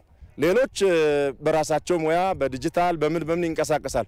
እኛ ማጭድ ይዘን ዶማ ይዘን ማሳ ገብተን ኖሞር ራሳችንን ችለን እንቆማለን። ኖ ሞር ዲፔንደንስ ኖ ሞር የእህል እርዳታን ለፖለቲካ መጠቀሚያ ቱል አድርጎ ማንበርከክ ኖ ሞር የሚለውን መልእክት በዚህ አጋጣሚ ለማስተላለፍ ነው። የደረሱ ሰብሎች ሳይባክኑ ከማሰባሰብ ጎን ለጎን የሽብር ቡድኑ ወረራ በፈጸመባቸው አፋርና አማራ ክልሎች የተስተጓጎሉና የተዘረፉ የግብርና ምርትና ሀብትን ለመተካት በሚቻል መልኩ በበጋው ወራት የልማት ስራው ይከናወናል ተብሏል። በተመሳሳይ የአዲስ አበባ ከተማ አስተዳደር ወጣቶችና ስፖርት ቢሮም በአቃቂ ቃሊቲ ክፍለ ከተማ ወረዳ 11 በመገኘት የዘማች ቤተሰቦችን ሰብል ሰብስቧል። አቤል ሙሉጌታ ከስፍራው ተገኝቶ ተከታትሎታል፣ እንደሚከተለው ያስቃኘናል። ሰብል በመሰብሰብ በመደገፍ ባለው ግንባር በርካታ የአዲስ አበባ ከተማ ወጣቶች እዚህ በመቀኘት ሰብል እየሰበሰቡ ነው የሚገኘው። ይሄንንም በማድረጋቸው እንግዲህ የነዚህ የዘማች ቤተሰቦች ትልቅ ደስታ ተሰምቷቸዋል። እኔ በጣም ምን ብዬ ልንገር ያንጀት ምን ብዬ ልንገር በእውነቱ በጣም ደስ ያለኝ በጣም ነው ደስ ያለኝ። እንዲህ ማገዛቸው ልጄ ቢኖርሱ ነበር። አሁን እንግዲህ የሀገር ጉዳይ ነው ስለሄደ እኔ ደግሞ እዚህ ጋር የወረዳውም የክፍለ ከተማው ማገዙ እኔ በጣም ደስ ብሎኛል። ለመከላከያ ሰራዊታችን የሚያደርገው ሌትና ቀን እየተከታተልኩ ነው። አሁን በጣም ደስ የሚል ነው። በጣም እየተንቀሳቀሱ ነው።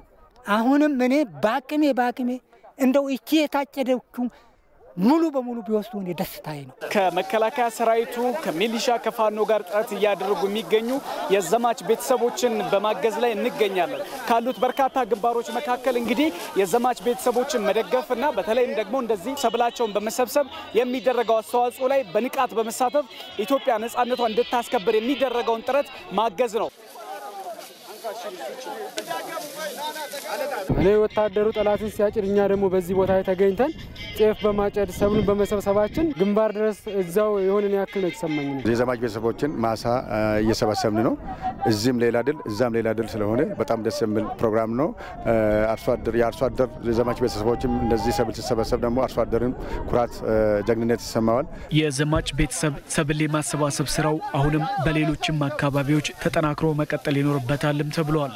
በዚህ አጋጣሚ በከተማ አርሶ አደርና ከተማ ልማት ጽሕፈት ቤት ስም ለነዚህ ወጣቶች ከፍተኛ ምስጋና ላቀርብ እወዳለሁ። ሆኖም ግን ይሄ በዚህ መቆም ያለበት አይደለም፣ የሚቀጥል ነው የሚሆነው። የአዲስ አበባ ከተማ አስተዳደር ወጣቶችና ስፖርት ቢሮ የዘማች ቤተሰቡን ድጋፍ የአሁኑ ጅማሮ ቀጣይነት እንዳለው አመላክቷል። ጥቃት መቀልበስ የምንችለው በጋራ እንደዚህ ስንቆም ነውና ፍጹም ወንድማማችነት በሆነ አንድነት በሆነ በኢትዮጵያዊነት ወኔ የቀረበላችሁን ጥሪ በመቀበል ዛሬ እዚህ ቦታ ተገኝተናል። ይሄ መጀመሪያ መርሃ ግብራችን ይሆናል ማለት ነው። በቀጣይም መሰል መርሃ ግብሮችን በመፈጸም ያለንን የደጀንነትና የአጋርነት ተልኳችንን እንወጣለን። የኢትዮጵያን አንድነት ለማስቀጠል በሚደረገው ጥረት በሁሉም ግንባሮች ህብረተሰቡ ተሳትፎን አጠናክሮ ሊቀጥልም ይገባል። በደብረ ማርቆስ ከተማ የምትገኘው የጸራ ጽዮን አብማ ማርያም ቤተክርስቲያን ካህናት ከ200 ሺህ ብር በላይ ከደሞዛቸው በማዋጣት ግንባር ለሚገኘው ለመከላከያ ሰራዊት፣ ለልዩ ኃይል፣ ለሚሊሻና ፋኖ ድጋፍ አደረጉ። ድጋፍ ለማድረግ የጠቅላይ ሚኒስትር አብይ ግንባር መዝመት የበለጠ አነሳስቶናል ያሉት የቤተክርስቲያኑ አገልጋዮች ጠቅላይ ሚኒስትሩ አሸባሪው ህወሓት ከፋፍሎት የነበረውን ሲኖዶስ ወደ አንድ ያመጡ መሪ ስለሆኑ ጥሪያቸውን አክብረን ከጎናቸው እንሰለፋለን ብለዋል። ዛሬ እየሰጠነው ያለው ስጦታ ከመከላከያ ከልዩ ኃይሉ ከሚሊሻውና ከፋኖ ጎን መሆናችንን ለመግለጽ ነው ያሉት የቤተክርስቲያኑ ካህናት ድጋፋችን በዚያ በቃም ይቀጥላልን ብለዋል።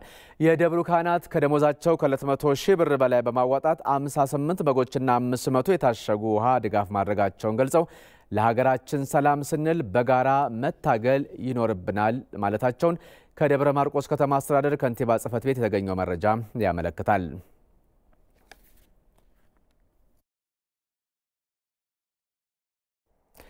በምዕራብ ጎጃም ዞን በፍኖተ ሰላም ከተማ አስተዳደር የሚገኙ የእስልምና እምነት አባቶችና የእምነቱ ተከታዮች የህልውና ዘመቻው በድል በሚጠናቀቅበት ጉዳይ ዙሪያ ከከተማ አመራሩና ከዩኒቨርሲቲ ምሁራን ጋር ተወያዩ። የእምነቱ ተከታዮች ሀገር ህመም ላይ ሆና ስትጣራ አቤት በማለት መፍትሄ ለመስጠትና ነፃነቷን ለማረጋገጥ መቼም ቢሆን ዝግጁ መሆናቸውን አረጋግጠዋል። የሽብር ቡድኑ የተፈሩ የተከበሩና የታሪክና የቅርስ ባለቤት የሆኑ የእምነት ተቋማትን በመድፈር ከባህላችንና ከሴታችን ውጪ በሆነ መልኩ ማርከሱና ማውደሙ እንዳሳዘናቸውም ተናግረው ያለ ሀገር ሃይማኖት አይኖርም በሰላም ማምለክም አይቻልም ስለዚህ የእምነቱ ተከታዮችና የሃይማኖት አባቶች ከዚህ ቀደም ከሚያደርጉት ድጋፍ በበለጠ ድጋፋቸውን አጠናክረው እንዲቀጥሉም አሳስበዋል የፍኖተ ሰላም ከተማ አስተዳደር ከንቲባ ጽሕፈት ቤት ነው መረጃውን ያደረሰን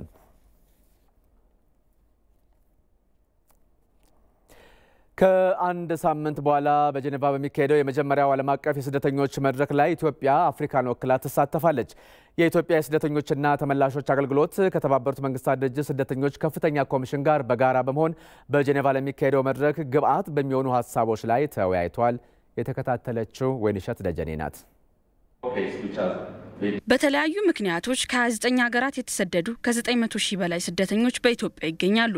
በ5 ክልሎች በ25 መጠለያ ጣቢያዎች ለሚገኙ ስደተኞች ሰብአዊና ማህበራዊ አገልግሎት እንደሚያገኙ ነው የተባበሩት መንግስታት የስደተኞች ጉዳዮች ኮሚሽንና የስደተኛ ተመላሾች አገልግሎት ባዘጋጁት የውይይት መድረክ የተገለጸው። ውይይቱ ከአንድ ሳምንት በኋላ በጄኔቫ ለሚካሄደው ዓለም አቀፍ የስደተኞች መድረክ በግብዓትነት ያገለግላልም ተብሏል። በጄኔቫ በሚካሄደው ውይይት ላይ ኢትዮጵያና ሌሎች ሀገራት በስደተኞች አያያዝ፣ በስራ ዕድል ፈጠራ፣ በትምህርት፣ በአካባቢ ጥበቃና በኃይል አቅርቦት ስላከናወኑት ተግባራት ሪፖርት አቅርበው ይገመገማሉ። በዚህ ረገድ ኢትዮጵያ ለስደተኞች በርካታ ተግባራትን አከናውናለች ይላሉ የስደተኛ ተመላሾች አገልግሎት ዋና ዳይሬክተር አቶ ተስፋውን ጎበዛይ። መንግስት ህግ አውጥተናል፣ ስርዓት ገንብተናል፣ መመሪያዎች አውጥተናል። እንዲሁም ደግሞ አሁንም በዚህ ቻሌንጅ ውስጥ ሆነን ቢሆን የስደተኛ መቀበላችን ቀጥለናል።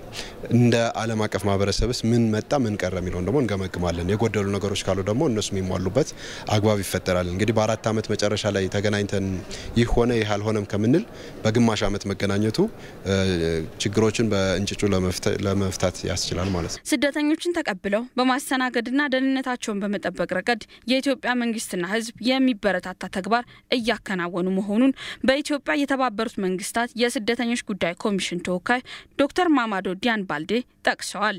Ethiopia is a major player of the 5 countries that were co-conveners of the first ever global refugee forum. ኢትዮጵያ ለመጀመሪያ ጊዜ በሚካሄደው ዓለም አቀፍ የስደተኞች ፎረም ላይ አፍሪካ እንድትወክል ተመርጣለች። ይህም ሀገሪቱ በስደተኞች ጉዳይ ዋና ተዋናይ መሆኗን ያሳያል። መንግስትና ህዝቡ በዚህ ረገድ እያደረጉ ያሉት ድጋፍ የሚያስመሰግናቸው ነው። በአንድነት በመሆን ልናተኩርበት የሚገባው ጉዳይ ለስደተኞችና እነሱን ለሚቀበሉ የማህበረሰብ ክፍሎች የሥራ ዕድል መፍጠር መሆን አለበት። በመድረኩ በኢትዮጵያ የሚገኙ ስደተኞችን በተመለከተ ጽሁፎች ቀርበው ውይይት ተደርጎባቸዋል።